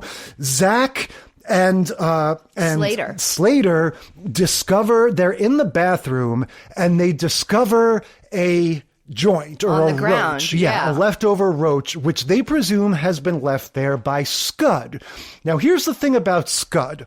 He's played by an actor named Troy Foreman, who is sometimes Scud when he is a leather-clad ne'er-do-well dumb guy, and sometimes is Ox when he is a football jersey-wearing jock dumb guy. So they've got this big lug of a guy. He plays the beast no matter what. Yes, he oscillates between being Scud and Ox. This time he's Scud. Yep. And then they have another girl who kind of like hangs with him that's in the little confessional brainstorming session talking about her experience with her brother who used drugs. And that's, why she stays clean. And she is like done up in the same way that Tori was done up with like the leather and the wearing all black and kind of like the bigger like late 80s, early 90s hair. Yeah, your standard burnout uniform. But yeah, they find this roach. They're scandalized. And then Johnny Dakota walks in. We get one of these classic, like, cliffhanger act breaks that immediately diffuses itself when they come back from the commercial. Because Johnny Dakota walks in. He goes, what's going on here, guys? Cut to commercial, cut back. Oh, Johnny, this isn't ours. Okay, fine, I believe you. Like that little strain is immediately diffused. We don't know what's going on with that. That's so crazy. And so they're so worried that he's going to find out and cancel the shoot because they have to protect Bayside's reputation. So before they can flush it, you're right, he comes in and then he's like, don't worry about it. And he flushes it and off they go, which is just giving us a little bit of foreshadowing in that he doesn't care about drugs. Yeah. I mean, look, he does sort of, have that initial reaction, like, what are you doing here? But then he says, yeah, let's get rid of it and whatever. We go to this brainstorming session where Johnny takes a page from A.C. Slater. Everyone knows that A.C. Slater invented sitting backwards in your chair to be cool. And Johnny Dakota does the same thing. So both of them, they're all sitting in a circle. That's what cool guys do, Jay. Yes. Slater and Johnny Dakota are both doing the thing of straddling the back of the chair, which always looks extremely uncomfortable. But do you not sit that way? No, nobody sits that way except That's AC not true. Slater. That's not true.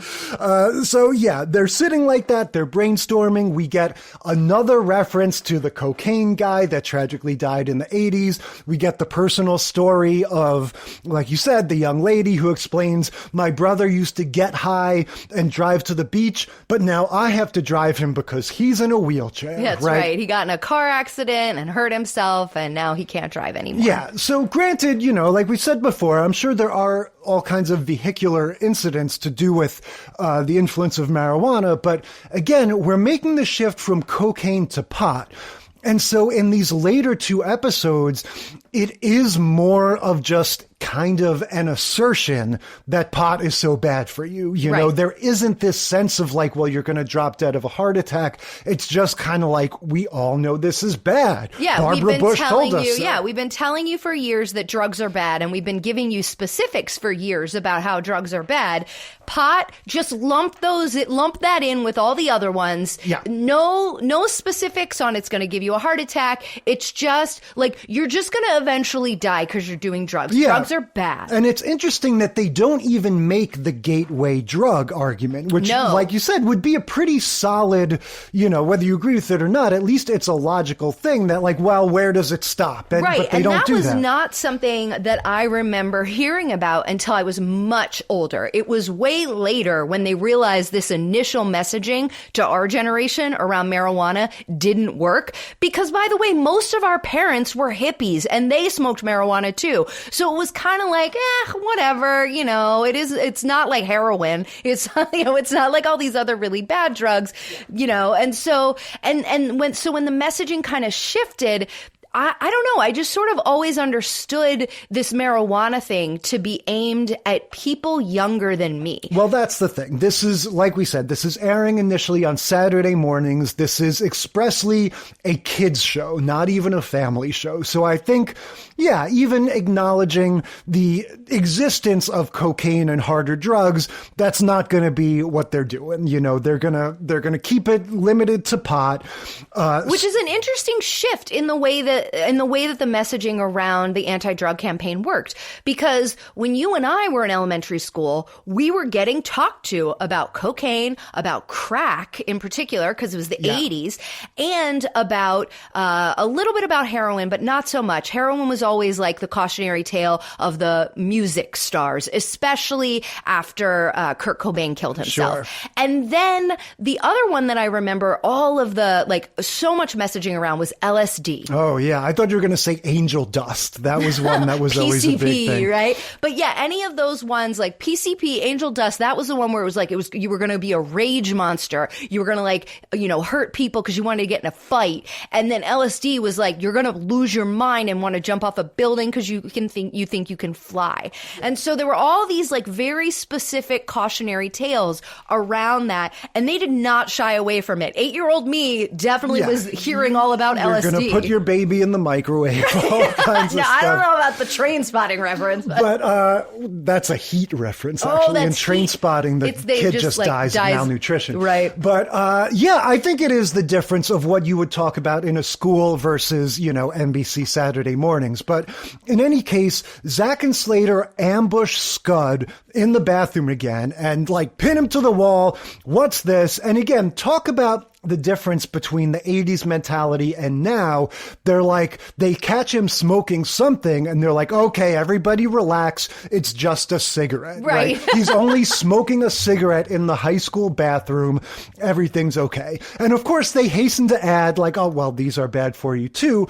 But it is funny. I remember this time when marijuana is a drug. That's really bad. Cigarettes, I mean, of course they're not good for you, but you can buy them at the local supermarket and they're not illicit. What are you aiming for, lung cancer? Yeah, exactly. And so, they established that Scud, he says straight up, when they challenge him about, are you smoking weed? Are you the owner of that joint? He goes, I'm not that stupid. Come on. And so again, we're living in a world where smoking pot is the absolute worst thing you could possibly do. Right. And Scud is like, no, just because I wear a leather jacket and have a earring doesn't doesn't mean I smoke weed. Come on now. And so they're like, all right, it's a mystery. We don't know whose joint it is. Oh, well. And so Johnny Dakota invites them to his Hollywood party, not unlike Mike Seaver being invited to the posh party wherever he is. They're all excited, right? The whole gang is going to get to go to this fancy party. Screech, of course, in one of his classic Screechisms, says, it's my first Hollywood party. I hope the Simpsons are going to be there. Yes. And they all get to go. Screech shows up inexplicably, like sort of dressed as an Old West outlaw. No, he doesn't show up like that. He explains it later on. He had an incident with the guacamole. Oh, right. Which he refers to as avocado dip, which I thought was kind of funny.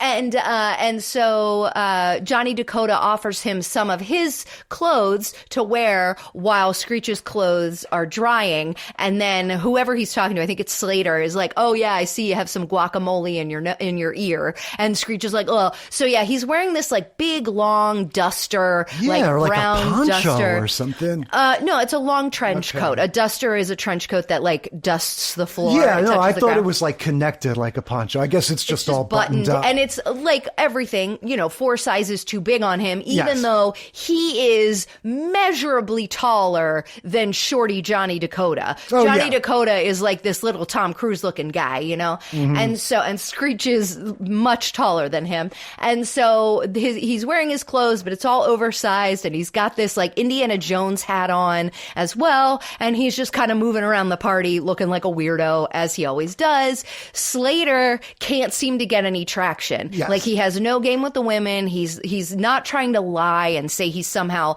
connected to the industry, so nobody's interested in him. Yeah. And then Zack says that he's his driver. Right. Yeah. When Zack gets 2 girls who have come over to hit on Johnny Dakota, and he gets kind of uncomfortable because he's with Kelly, he pawns these 2 girls off on Zack, and Zack's like, I got the 2 ladies. Very unflattering portrayal of Hollywood women, where when Johnny Dakota says, oh, this is Zack, my co-star, these 2 blondes in unison go, co-star, and just flock to him, each grab an arm. They are now his, his playthings. Yes. And so, everyone's And then you've got Lisa and Jesse kind of doing a similar thing. They're like, did you see that guy? Yeah. Oh my God. Well, my hunk did this. My hunk did that. Yeah, we don't get to see any of this, but they come together and say, I just got done dancing with Storm Sutherland. She says, I just got done dancing with Luke Diamond. So I guess Storm Sutherland is supposed to be kind of like Kiefer Sutherland. I'm assuming. And Luke Diamond would be sort of a combination between Luke Perry and Lou Diamond Phillips. Sure. I guess. Because I don't know where they're getting Johnny Dakota from. Was there a famous actor who had like a state as a last name? I don't think so, but Johnny Dakota reminds me of the Brady Bunch episode where Greg, the oldest brother, he fits the pants of like Johnny something, the music star. Okay. And so that just, doesn't Johnny Dakota sound like a... Yeah, it's a snappy like name for sure. Definitely Johnny anything, sure. But it is just kind of funny. Like it didn't seem like a direct parody to me. Yeah, Johnny Bravo is the name of the character that he's like this music pop star that, is kind of something happened with the actual guy. So Greg Brady needs to, he fits the pants. So that's why he gets to be the new version of this pop star. Yeah, that's the same plot as the Hilary Duff Lizzie McGuire movie. She looks just like the Roman pop star. Anyway, Screech is pretending to be a stuntman. He's going to impress the ladies by demonstrating his like wagon jump stunt or whatever. So he's like, let me just sit up here on the couch, pretend the couch is the wagon. And then he like flings himself off the couch or something, injures himself, and he has to be taken home. Everybody's fine with leaving this party. They're like, whatever. We already met our hunks. We already danced with our hunks, right? That's what Lisa Slater's said. like, I'm not getting anywhere anyway. Let's get out of here. Yeah. So, but Johnny wants Kelly to stay. Yeah. And Zack says he's just going to help Screech to the car and come back. He doesn't want to leave either because he's got his 2 dates. Yeah. So the whole gang, except for Kelly, leaves momentarily. And then while Zack is gone, we get, of course, the moment we've all been waiting for where they whip out the weed, right? It's pretty much the same deal as the cocaine in the other one, except this time it's just pot. One of Johnny Dakota's fancy Hollywood friends comes up and he's like, hey, Johnny, I got some good stuff for you. Get a load of this. And, of course, without blinking an eye, he's like, oh, great, thanks. Weed, my favorite thing. And then starts smoking, hands it to Kelly. And it's like, it hasn't even occurred to Johnny that he is in the middle of shooting an anti-drug commercial, that this young teenage girl he's with might actually be earnestly, opposed to drugs. He's just like, here, smoke weed. Why wouldn't you? And when she says no, his friend goes, oh, look, Johnny, she's just saying no. Yeah, right? So totally making fun of her. She's like mortified. We don't get any of what happened in Growing Pains where Kelly is like going back and forth. No. Like Kelly, she just kind of freezes. Well, because she has nobody to play off of. Yeah. Zack hasn't walked back in yet, so she's just by herself. And she's kind of looking at her feet and being, like you said, she's uncomfortable, but she is saying like, no, I don't really want to do this. And then Zack walks in and he basically has the energy of George Papadopoulos from Webster. He's just like sternly, seriously like, no, I don't smoke weed. I can't believe you do. What are you doing? Kelly, let's go. Glowering. And Johnny's like, Kelly doesn't want to leave. Kelly doesn't care, right? And she's like, no, I'm out of here. Yes. And leaves with Zack and off they go. But what's so kind of funny about this scene, and you sort of said it when you were describing it, you were like, it's just weed, it's very like, you're like, it was just pot, like very, minimum. And Johnny Dakota says the same thing. He's like, it's not like real drugs. It's just pot.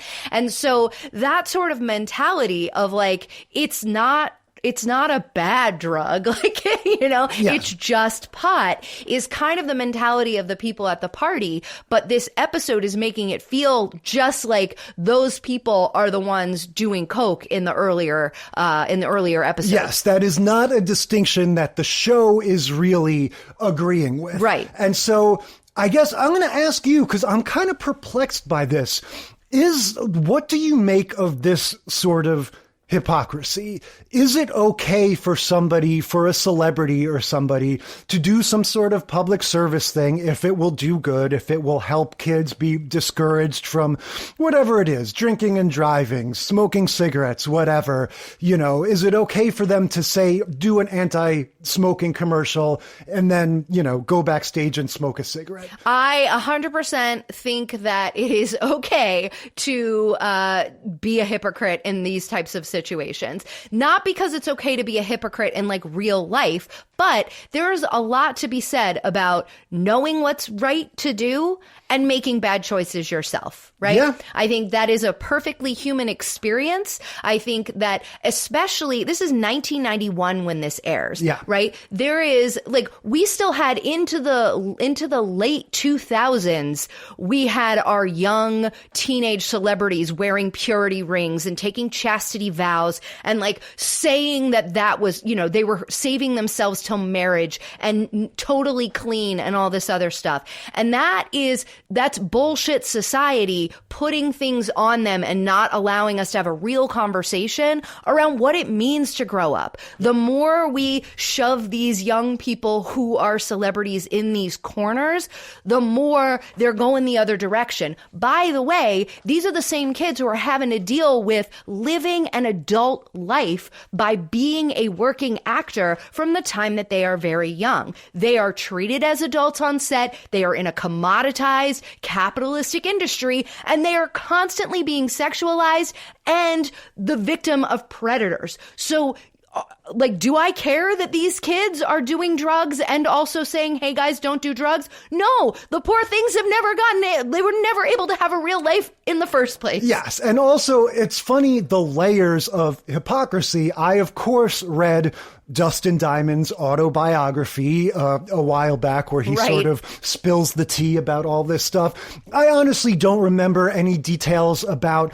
the drugs and smoking per se. The most scandalous thing is he would always call out Mario Lopez for being kind of predatorial with young girls. He's a total trash bag. Himself, but continues to this day. Yes. But I find it pretty likely to think that at least some, if not all, of these Saved by the Bell cast members were recreationally drinking and smoking pot off the set of Saved by the Bell while they were having this, while they were performing this episode in which their characters are scandalized by the hypocrisy of an on-screen personality, Like, my issue here is that it's the adults in the room are not the ones, like, taking the reins and making sure that the messages are getting across, right? Like, I think in later episodes, like in the Moesha episode we're about to talk about, you definitely see that change of like, it's not the young people that are doing the preaching. It's the young people that are conflicted, and it's the grown-ups that are doing the preaching. And I think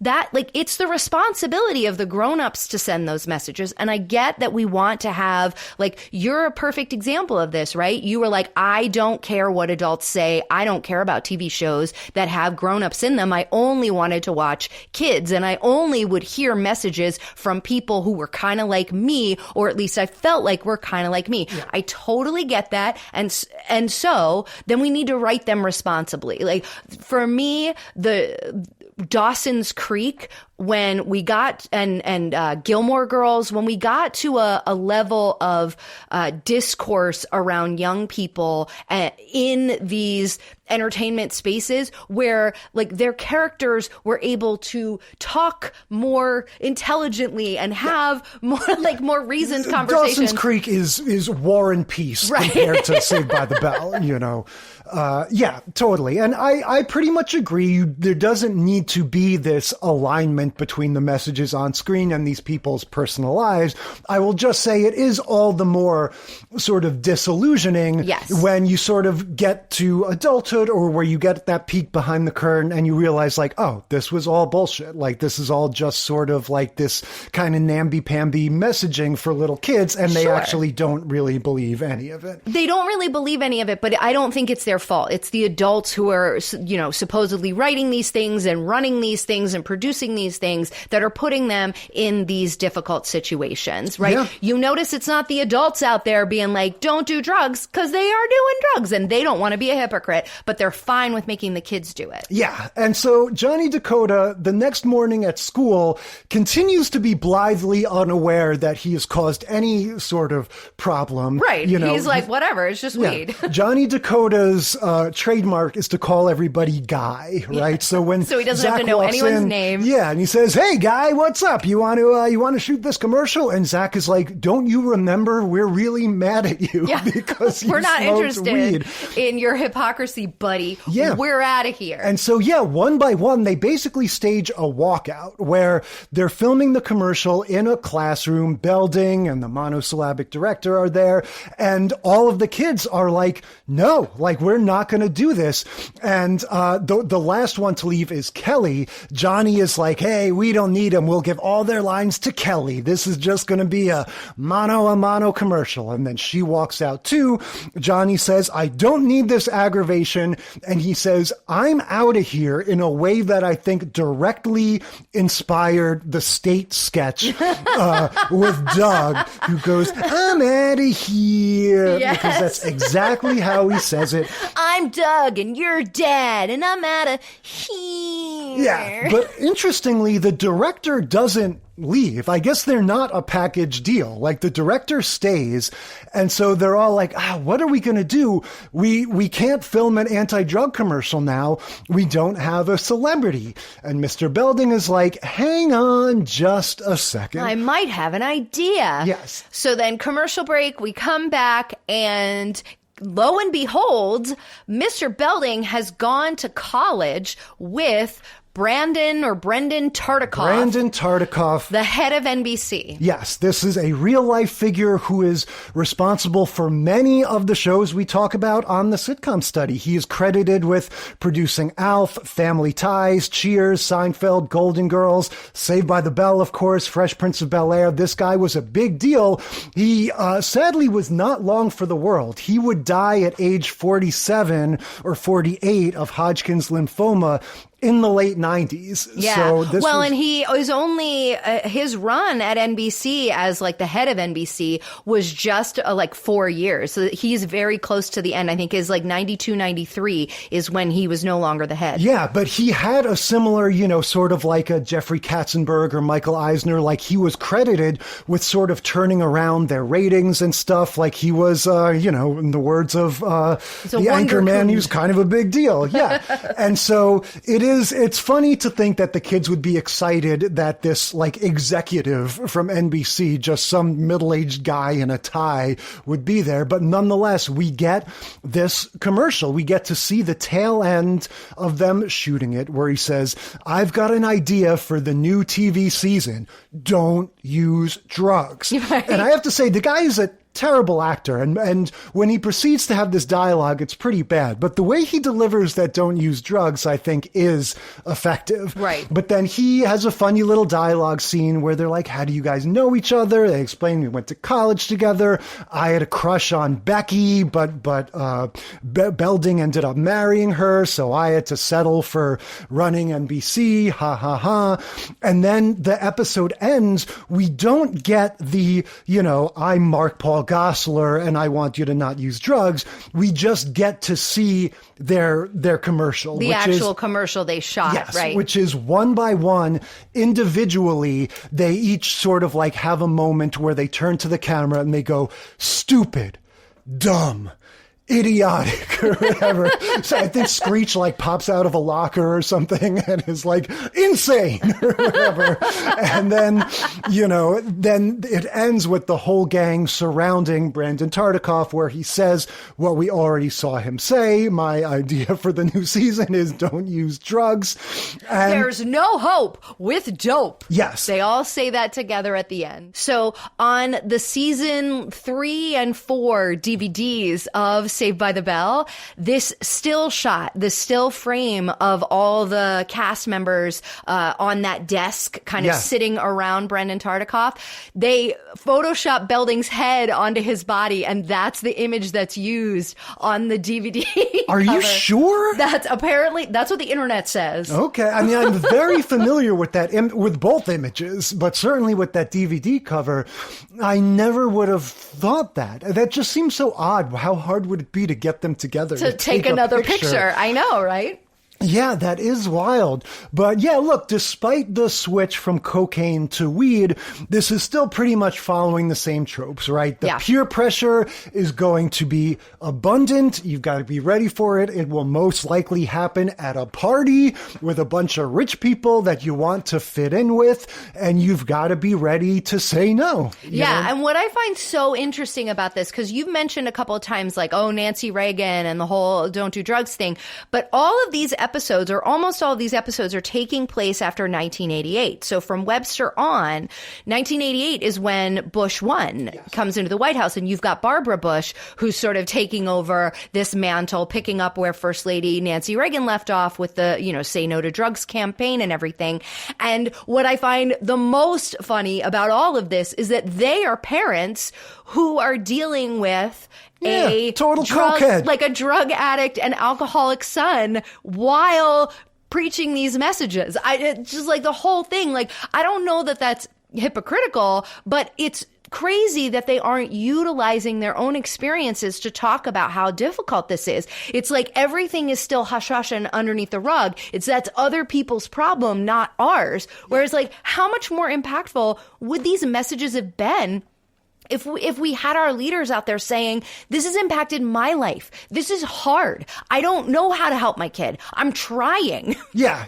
You could see it either way, of either they're ignoring the fact that their son is a drug addict, or maybe that's what's sort of inspiring them to be more, to have this kind of advocacy. But yes, we get this very continuous message from the Reagan administration to the Bush administration, which kind of falls apart when Clinton gets into office. Well, but even he, right? He was like the big deal with Clinton in 92 in that election was that he was like, yeah, I smoked weed. I didn't inhale. Yes, one of the more ridiculous claims that any person has ever made about anything. The idea of smoking weed without inhaling is so stupid and like illogical that should have been more detrimental to his campaign than just admitting that he smoked weed in college. Right. But I just remember it being this like very funny thing that my parents and like, because they were of that generation. So like everybody of that generation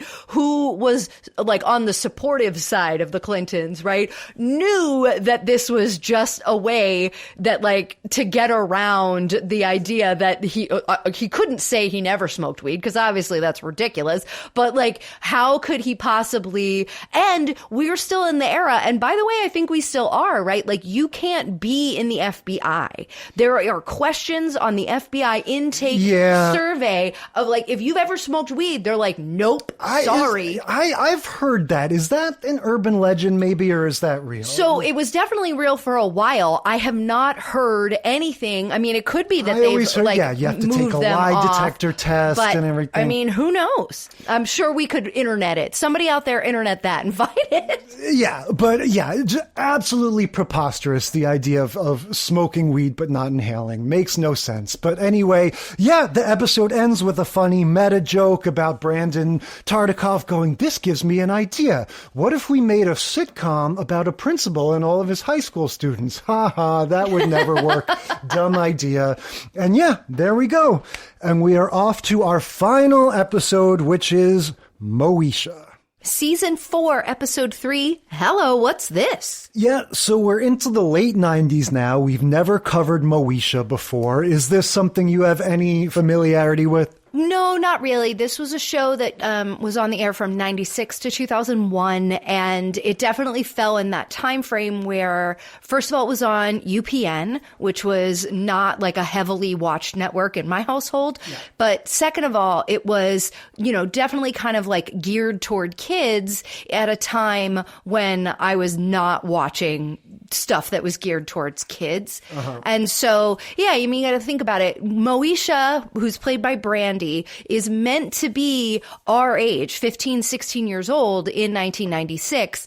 But it, like, to me, I know that younger people watch this. Yeah. And then also that's not to say, I'm sure that there are people in the Black community who watch this as like finally, a sitcom that's got kids our age and that kind of thing. But it was not something that I was into. Yeah, I think regardless of racial lines, I think this was definitely meant for younger people. And I was very much a fan of Brandy the woman. As you pointed out, she's exactly the same age as us. She was born in February of 1979. But both her show and her music was definitely, I felt anyway, geared towards younger people. My only real experience with her in the entertainment world is that she is in I Still Know What You Did Last Summer, which is, of course, the sequel to I Know What You Did Last Summer, where she joined Jennifer Love Hewitt and Freddie Prinze and all the rest of them running after the crazy raincoat hook man. And I saw her in that. But beyond that, I was just aware of her as this very attractive entertainer that I didn't really, have any interest in her music or anything. She was in the Muppets Wizard of Oz, I believe. Okay. That was like a little bit of a kind of a low point for the Muppets, where they were kind of walking out in the desert trying to figure out what's up. You know, who they were after Jim Henson died. Exactly. And so that's when you had like Muppet Treasure Island, Muppet Wizard of Oz, etc. I don't think that one was even a theatrical movie. So yeah, I definitely was aware of her, attracted to her, did not watch her shows or listen to her music. Yeah, no, I mean, there were definitely some of her songs, you know, like The Boy Is Mine, her and Monica, that was definitely on my playlist. But you're right, she wasn't somebody that I had her albums. Yeah. And I kind of lump her in with like Jessica Simpson and Britney Spears and Christina Aguilera, who are all right around our age, but they, you know, when they came out and we were in late high school, early college, that sort of like pop, sugary stuff, it wasn't until I was older that I look back on that kind of like, oh, I remember that stuff on TRL and that's good. At the time, I was way too cool for it. Yes, and I feel like I still am, frankly. The late 90s, early 2000s sort of pop, boy bands, girl chanteuses, whatever, Except has for never the Spice been my Girls. jam. That is true. That is true. Frankly, I like the Spice Girls. But anyway, yes, so this is, like you said, it's a family, seems like a suburban family, I guess. Pretty sort of straightforward, low concept show. Yeah. The only thing that's sort of tricky with us coming into this is that I feel like a lot of this story kind of depends on Moesha's sort of track record and her sort of character thus far, which we're kind of like, I don't know, is she a Mike Seaver type that's always getting into trouble? Is she kind of a straight arrow? Like it's a little hard to say. Yeah, so because of that, I did some research to try to find out a little bit more. We're in season 4. We're towards the beginning of season 4. And at the end of season 3, she and her dad have this big blow up fight and she moves out. And she's in high school. She's like a junior in high school at this point. So it's not like she's, in college, but she's like a junior, maybe a senior in high school. She's got a job. And yeah, she and her dad have just been butting heads. The like broader story of the whole series is that, Moesha, Mo, and her brother Miles, they live with their dad, Frank, and Frank is a widower, and he decides to get remarried to Mo's high school vice principal, Dee. And that's why she calls Cheryl Lee Ralph, who plays Dee, that's why she calls her Dee. I so that was kind of like, that was kind of like an early, early and an ongoing tension in the family of a little bit like, not only are you not my dead mom, but you're my assistant principal. And I do not like this mix of home and school coming together. And so there's a lot of storylines in the earlier seasons that we didn't watch about this kind of tension. And, Dee, obviously, being a principal, has a lot of ideas about being a good parent. Yes, and as she points out, a lot of experience with kids being deceptive and all that. She's, I don't want to say jaded per se, but as she says herself, she is not naive when it comes to dealing with teenagers.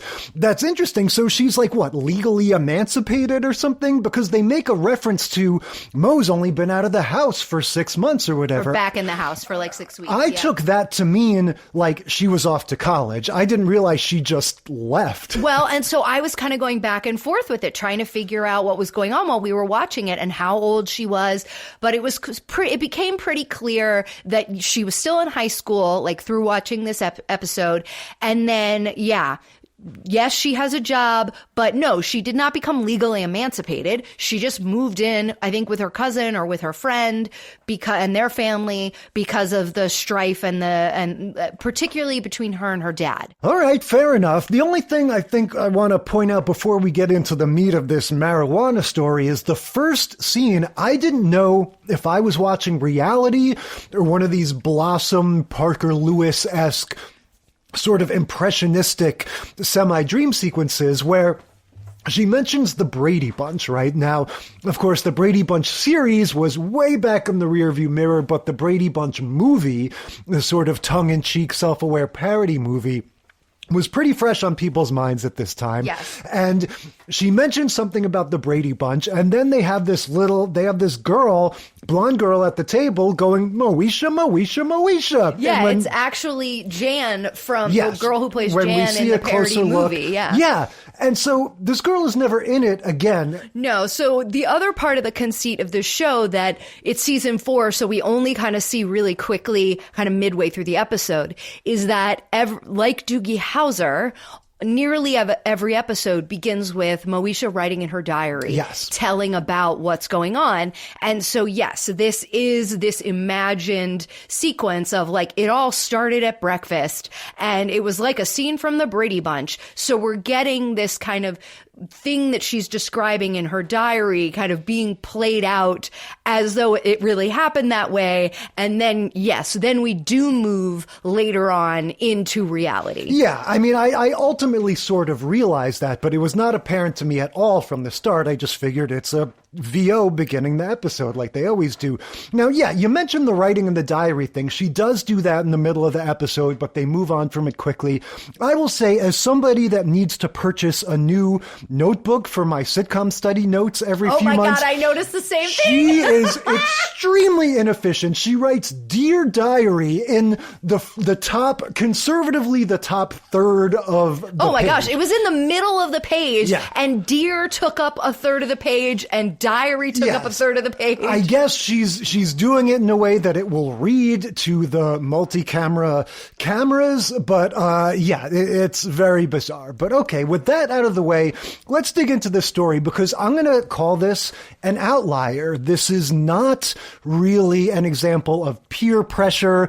This is not, it's not about the teenager having to decide what the right thing to do is. This is really all about the relationship with her parents and whether or not they trust her, and the principle of should you submit to drug testing against your will and all that. Yeah, I really see this as kind of a moving forward in time, right? We had an 87, an 88, and a 91. Yeah. Those were the years of the episodes of that we watched that handled this. And now, I think, what is this, 1998? Yeah. So season 4 of Moesha, 1998, we have definitely moved beyond this is the way we have to talk to kids about drugs. Yeah. However, we still do begin the episode with Dee and Frank. How could we forget? Looking at the camera and saying, this is an important episode and we want you to watch it with your kids and have the conversation with your kids at the end. Yeah, and it's sort of ironic because this is by a mile, I would say, the most gravely serious address the camera moment. We get not one, but two. At the beginning, we get the two adult actors saying, this episode is intended to be a family episode. We want this to spark a conversation, explicitly instructing us, watch it as a family, talk about it. And then we get the same deal at the end with the younger actors.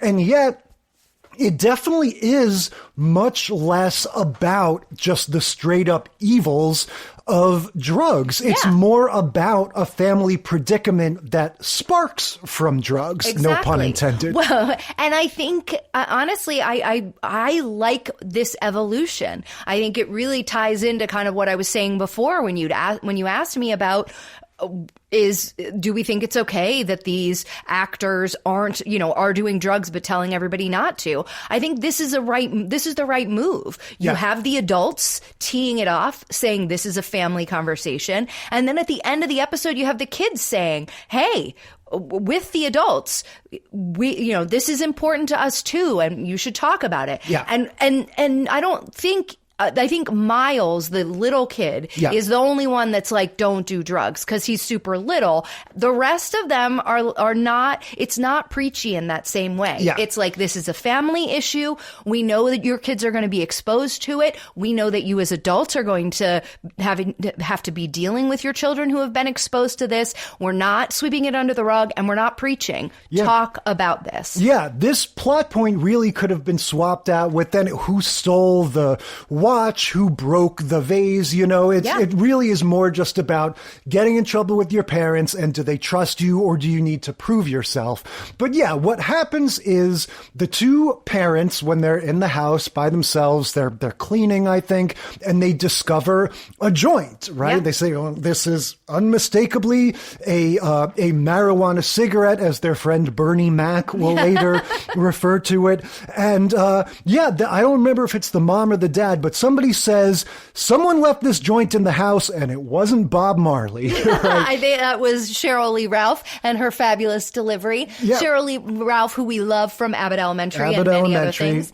But so, yeah, it's cleaning day, and Frank, the dad, has said, oh, I'm so sorry, I have to go to work, I can't clean today, and he's on his way out, and Bernie Mac, his buddy, or perhaps his brother, I couldn't quite tell, there is an uncle that comes in, they call him Uncle. Right, but it might just be like Bernie, family friend right, uncle. so like I don't know, Yes, again, because but I he haven't is watched the Bernie. show, but he's Uncle Bernie, and so he kind of comes in and spoils the ruse that Frank isn't actually going to the office today, he was going golfing. Yeah. And so then he's going to have to be roped into cleaning, so they're like, well, Bernie, you spoiled it, so you've got to clean too, and then they turn around to go help Dee, and she is holding the joint and is sort of paralyzed, like, what the hell is this? They kind of immediately jump to Moesha, but they have a moment of pause, and they're like, wait, Bernie, is this yours? So that kind of tells us who Bernie is as the, the fun uncle. And so, they're like, well, who could it be? Maybe it was one of your friends. No. Okay. Well, we've got to ask Moesha about it. The mom starts postulating. She says all signs point to Moesha because it's been established. She's been, kind of driving herself crazy, studying for tests and stuff. She's always up late. She's always eating junk food, they say. And so it's like Sherlock Holmes-esque detective skills are starting to put everything together. Always, what were the signs? They had the list of signs in one of our alcoholism episodes. Same deal. Always, up at weird hours, eating lots of junk food. Seemingly erratic behavior. Distant, unresponsive. Right. And so there, she's like, all signs point to Moesha. And again, because she's a principal, she's like, look, I'm there on the front lines, buddy. I can tell you think these kids don't get up to stuff, but they do. And so the dad's like, all right, I'm going to have to confront her. Let me think about this. We get to see how preoccupied he is because he's playing chess with the little brother Miles, and he thinks he's playing checkers. He does 5 little jumps and says, king me. Classic joke, saying king me when you're playing chess. And ultimately, again, just like George Papadopoulos, they're pretty straightforward. Moesha comes in. So why so serious, right? And they're like, well, what the hell is this? And she says, Daddy, that's a joint. And he says, is this yours? And she says, no, what are you talking about? It's not my joint. So they argue back and forth a little bit, and it's Moesha who introduces this concept sort of sarcastically.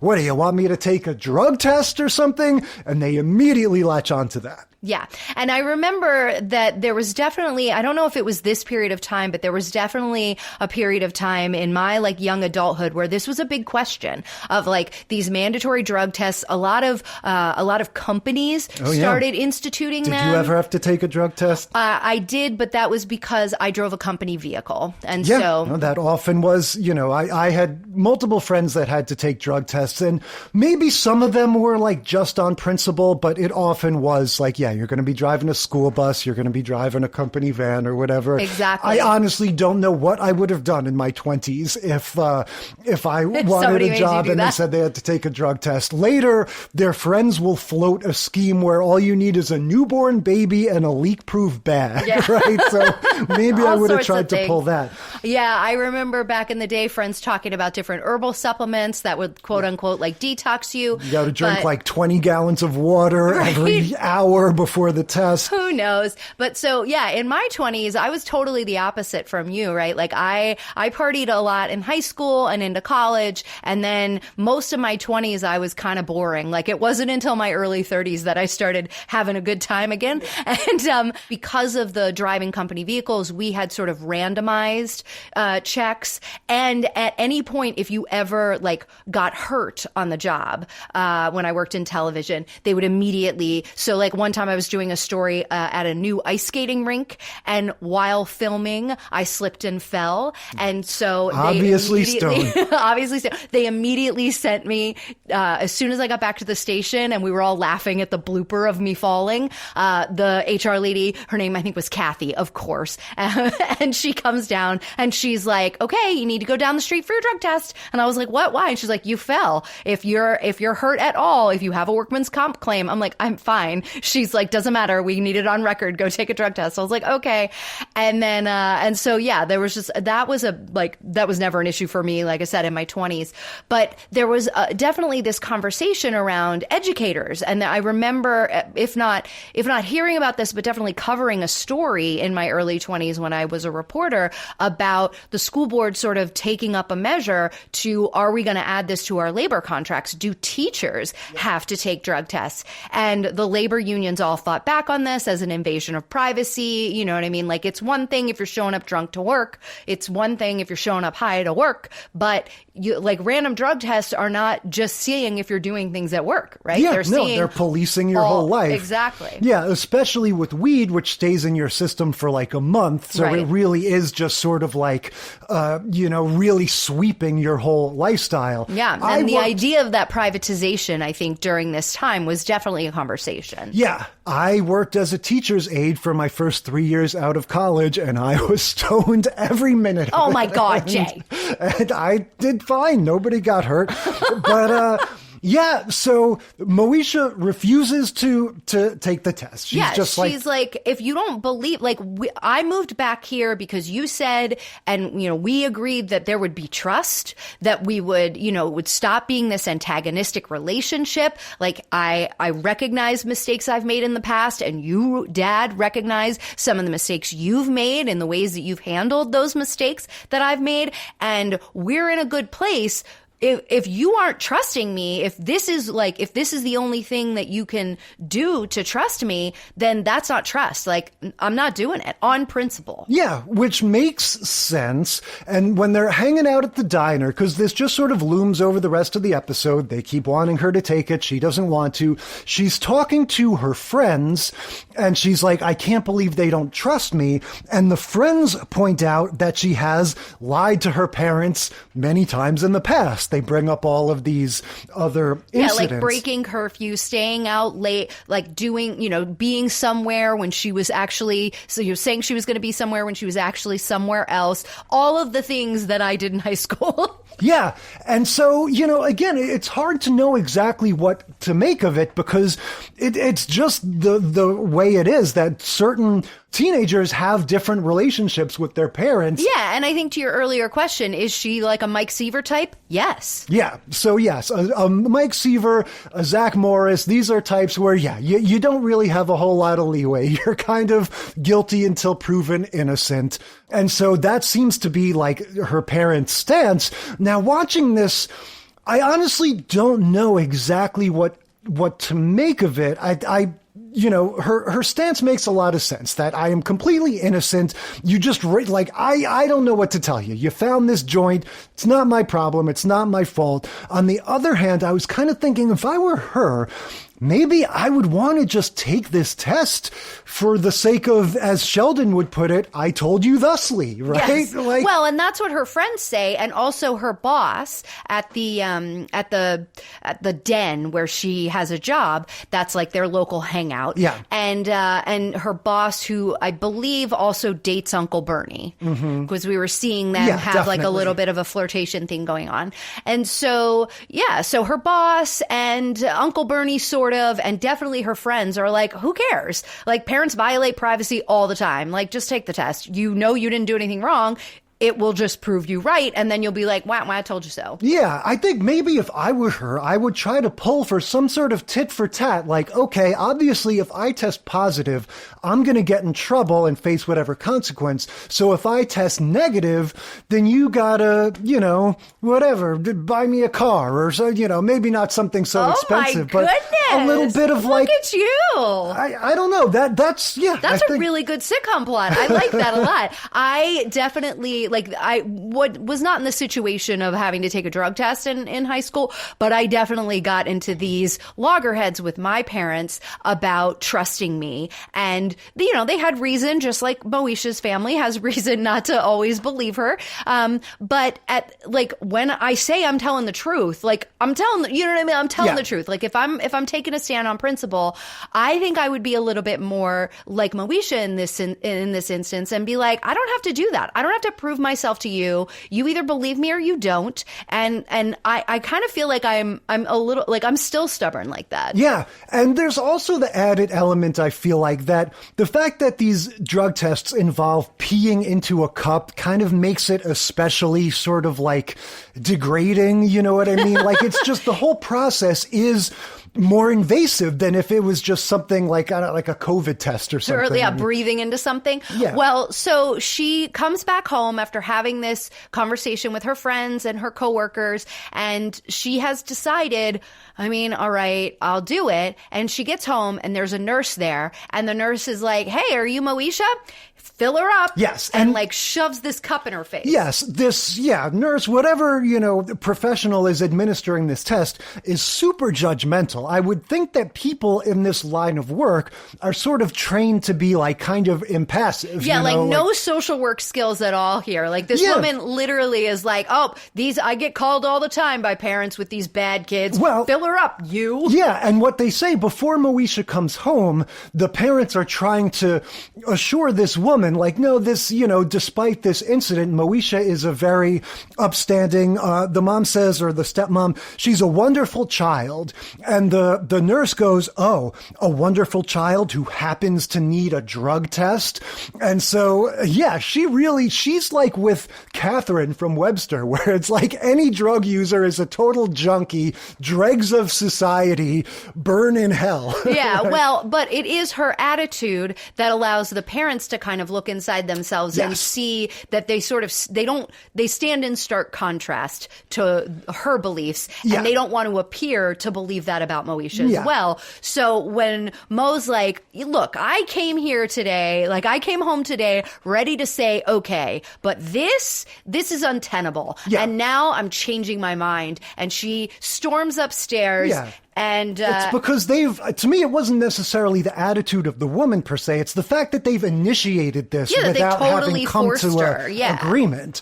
And so, the lady's like, well, okay, give me a call if she changes her mind or whatever. Give me a call when you're ready to know the truth. Yeah. So, she storms upstairs. This is when she writes Dear Diary in gigantic letters.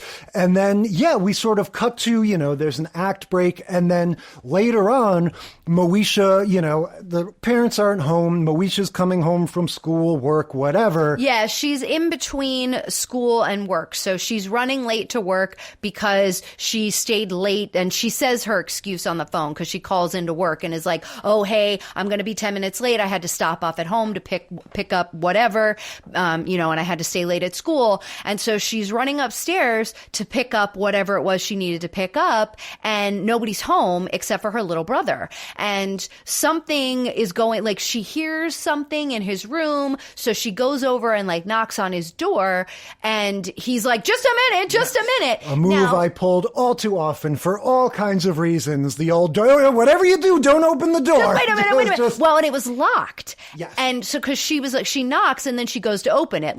That's something that we did in my household all the time. It was knock, knock, open. You don't wait for somebody to say, come in. It was just knock, knock, I'm here, open kind of a thing. And And so she goes to open and it's locked. And she's like, Miles, what the hell is going on? Now, we should say Miles is like no more than 12. He is, yes, a very little kid. Now, I don't know if this is another Webster situation where they found someone who's really tiny, if the character is just supposed to be like a little pipsqueak of a kid, but this is definitely... No, he's supposed to be like 11 years old, I think. Yes, yeah. I mean, he's clearly prepubescent, very small, just physically small, and yeah, he comes across as a little kid. I would say like junior high school at most, right? Like maybe 7th grade. I was thinking, 6th, 7th grade at the most. So anyway, he opens the door and he does the little, just open it a crack, just sticks his head out, and Moesha immediately knows something is up. She pushes the door open, pushes past him,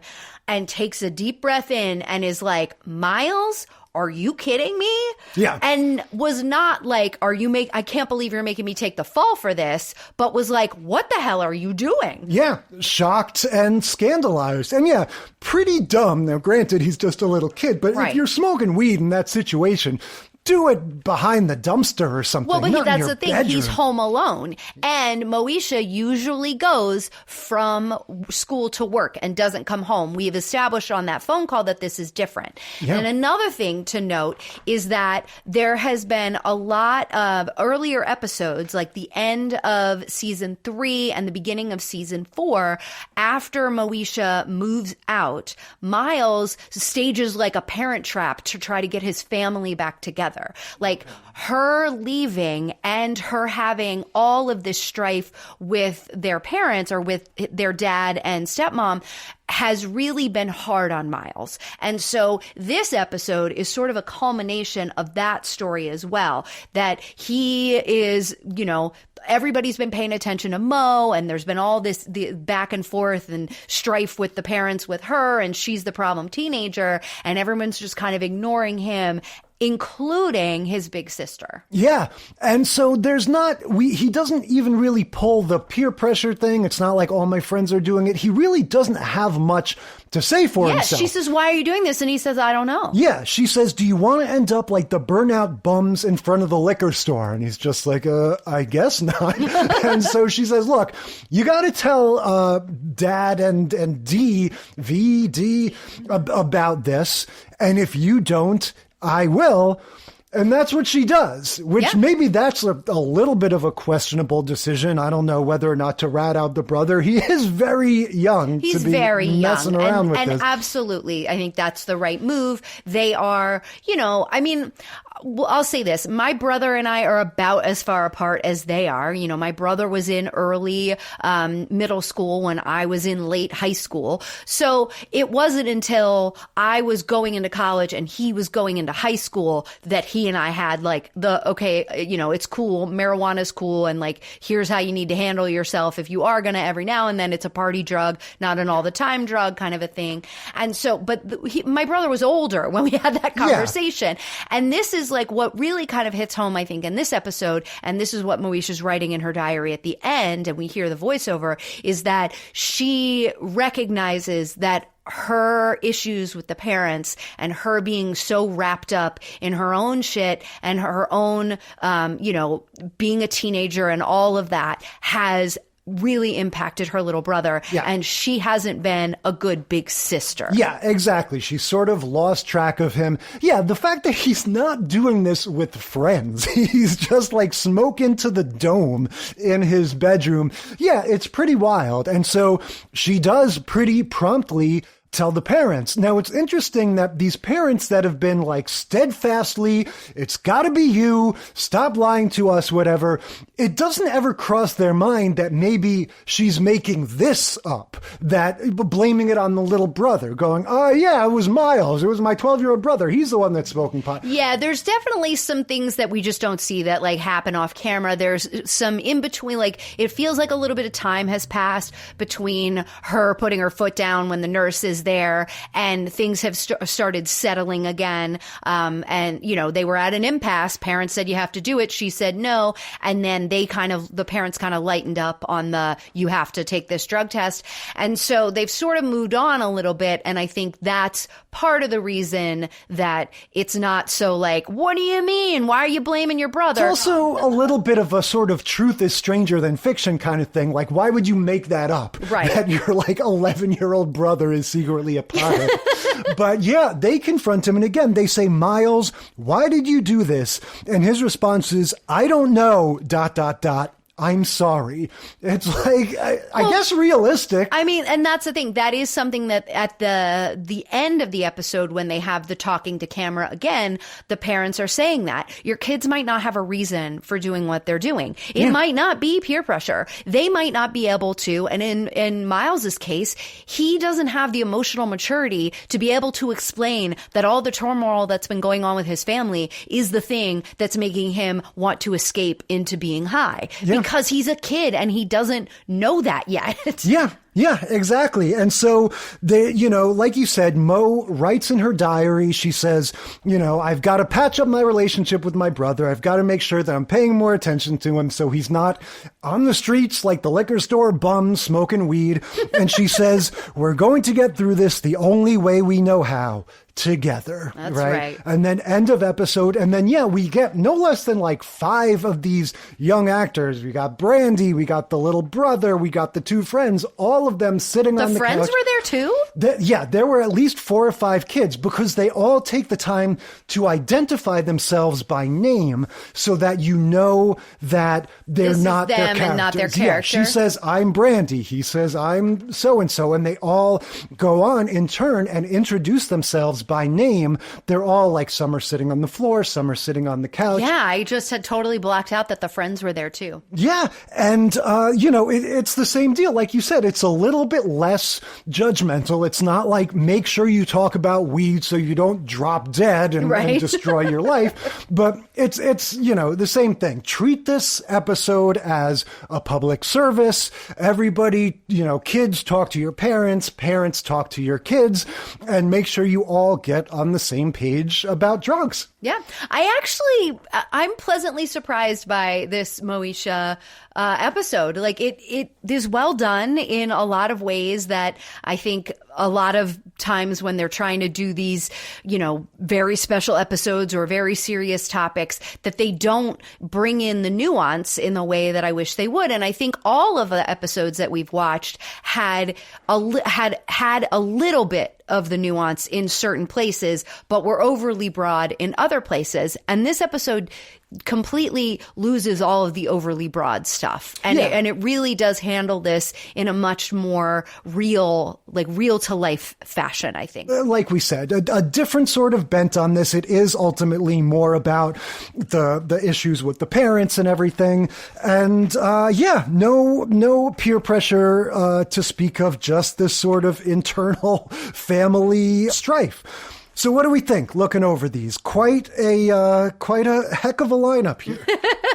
Yeah, like I said, I'm a big fan of a lot of moments throughout these. I definitely like this lineup for the progression that it shows. We always aim for that, but we don't always get it in a certain way. And I think this really kind of shows us, and it's just over the course of 10 years. We go from 87 to 98. Over the course of 10 years, what the conversation around drugs is, what the messaging is from, the White House itself, all the way down to the principal at your school and between kid to kid. I think that those, the between kid to kid situations got more and more realistic as time went on. And the messaging from on high, kind of, pun intended, got more and more realistic as time went on as well. So yeah, I enjoyed this lineup for that progression alone. Yeah, this was very strong. All of these were fun, but I have to say, for me, I almost kind of like the Moesha episode the least because it is the most down-to-earth and it's the least sitcom-y. You know, the first three are just so fun because of the cheesiness. I definitely... That's what you're looking for in a podcast like this, right? I mean, like I said, the Saved by the Bell one is branded into my brain. I remember every line of that from childhood, but the other ones, particularly the Growing Pains one, I remember that too. I remember watching this back in the day, and that party scene was kind of iconic to me also, and then the whole talk with the dad and everything. And yeah, I think there's something about the way these party scenes are portrayed, you know, that does harken back to the I'm not a chicken, you're a turkey, you know, just say no, all of this stuff where it embodies that like very well-intentioned but kind of silly attitude that we were all being faced with that just, again, this is why we do the work. It's like the sitcoms, they're just taking it upon themselves to be like, we need to do this. With the kids gotta know there's danger out there. Yeah, and even the Webster one, the fact that you've got this like Goliath of a basketball player that has this fun relationship with Webster, and then start of Act 3, they found him dead. He's dead. It's just the deadly serious tone of all of these make them super fun. And then when you get to Moesha, it's like, oh, this is actually credible and realistic. Okay, like that's not as fun. That's interesting. I mean, I definitely see the perspective. I love the wackiness of the old sitcoms too. That's why I like them. But it is always nice to see.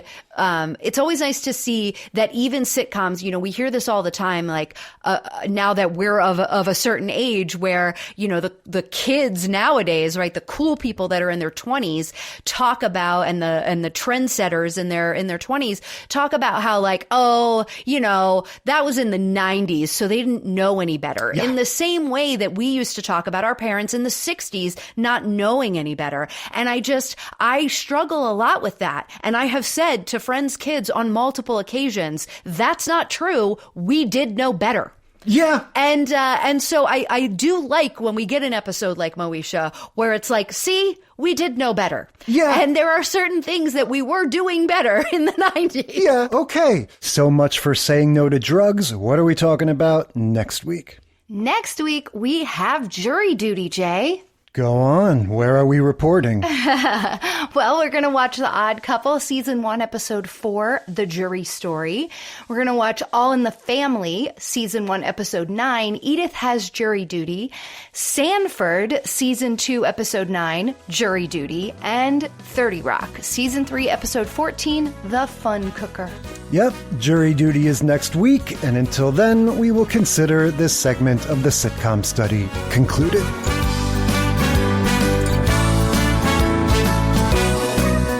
Thank you for listening to the Sitcom Study. Tell us what you think or share your own TV tropes and topic ideas by sending a self-addressed stamped email to sitcomstudypodcast@gmail.com or find us on Facebook or Instagram. And if you like the show, consider leaving a rating or review on your podcast app. It helps us boost those precious Nielsen ratings. The Sitcom Study is recorded in front of a live studio dog.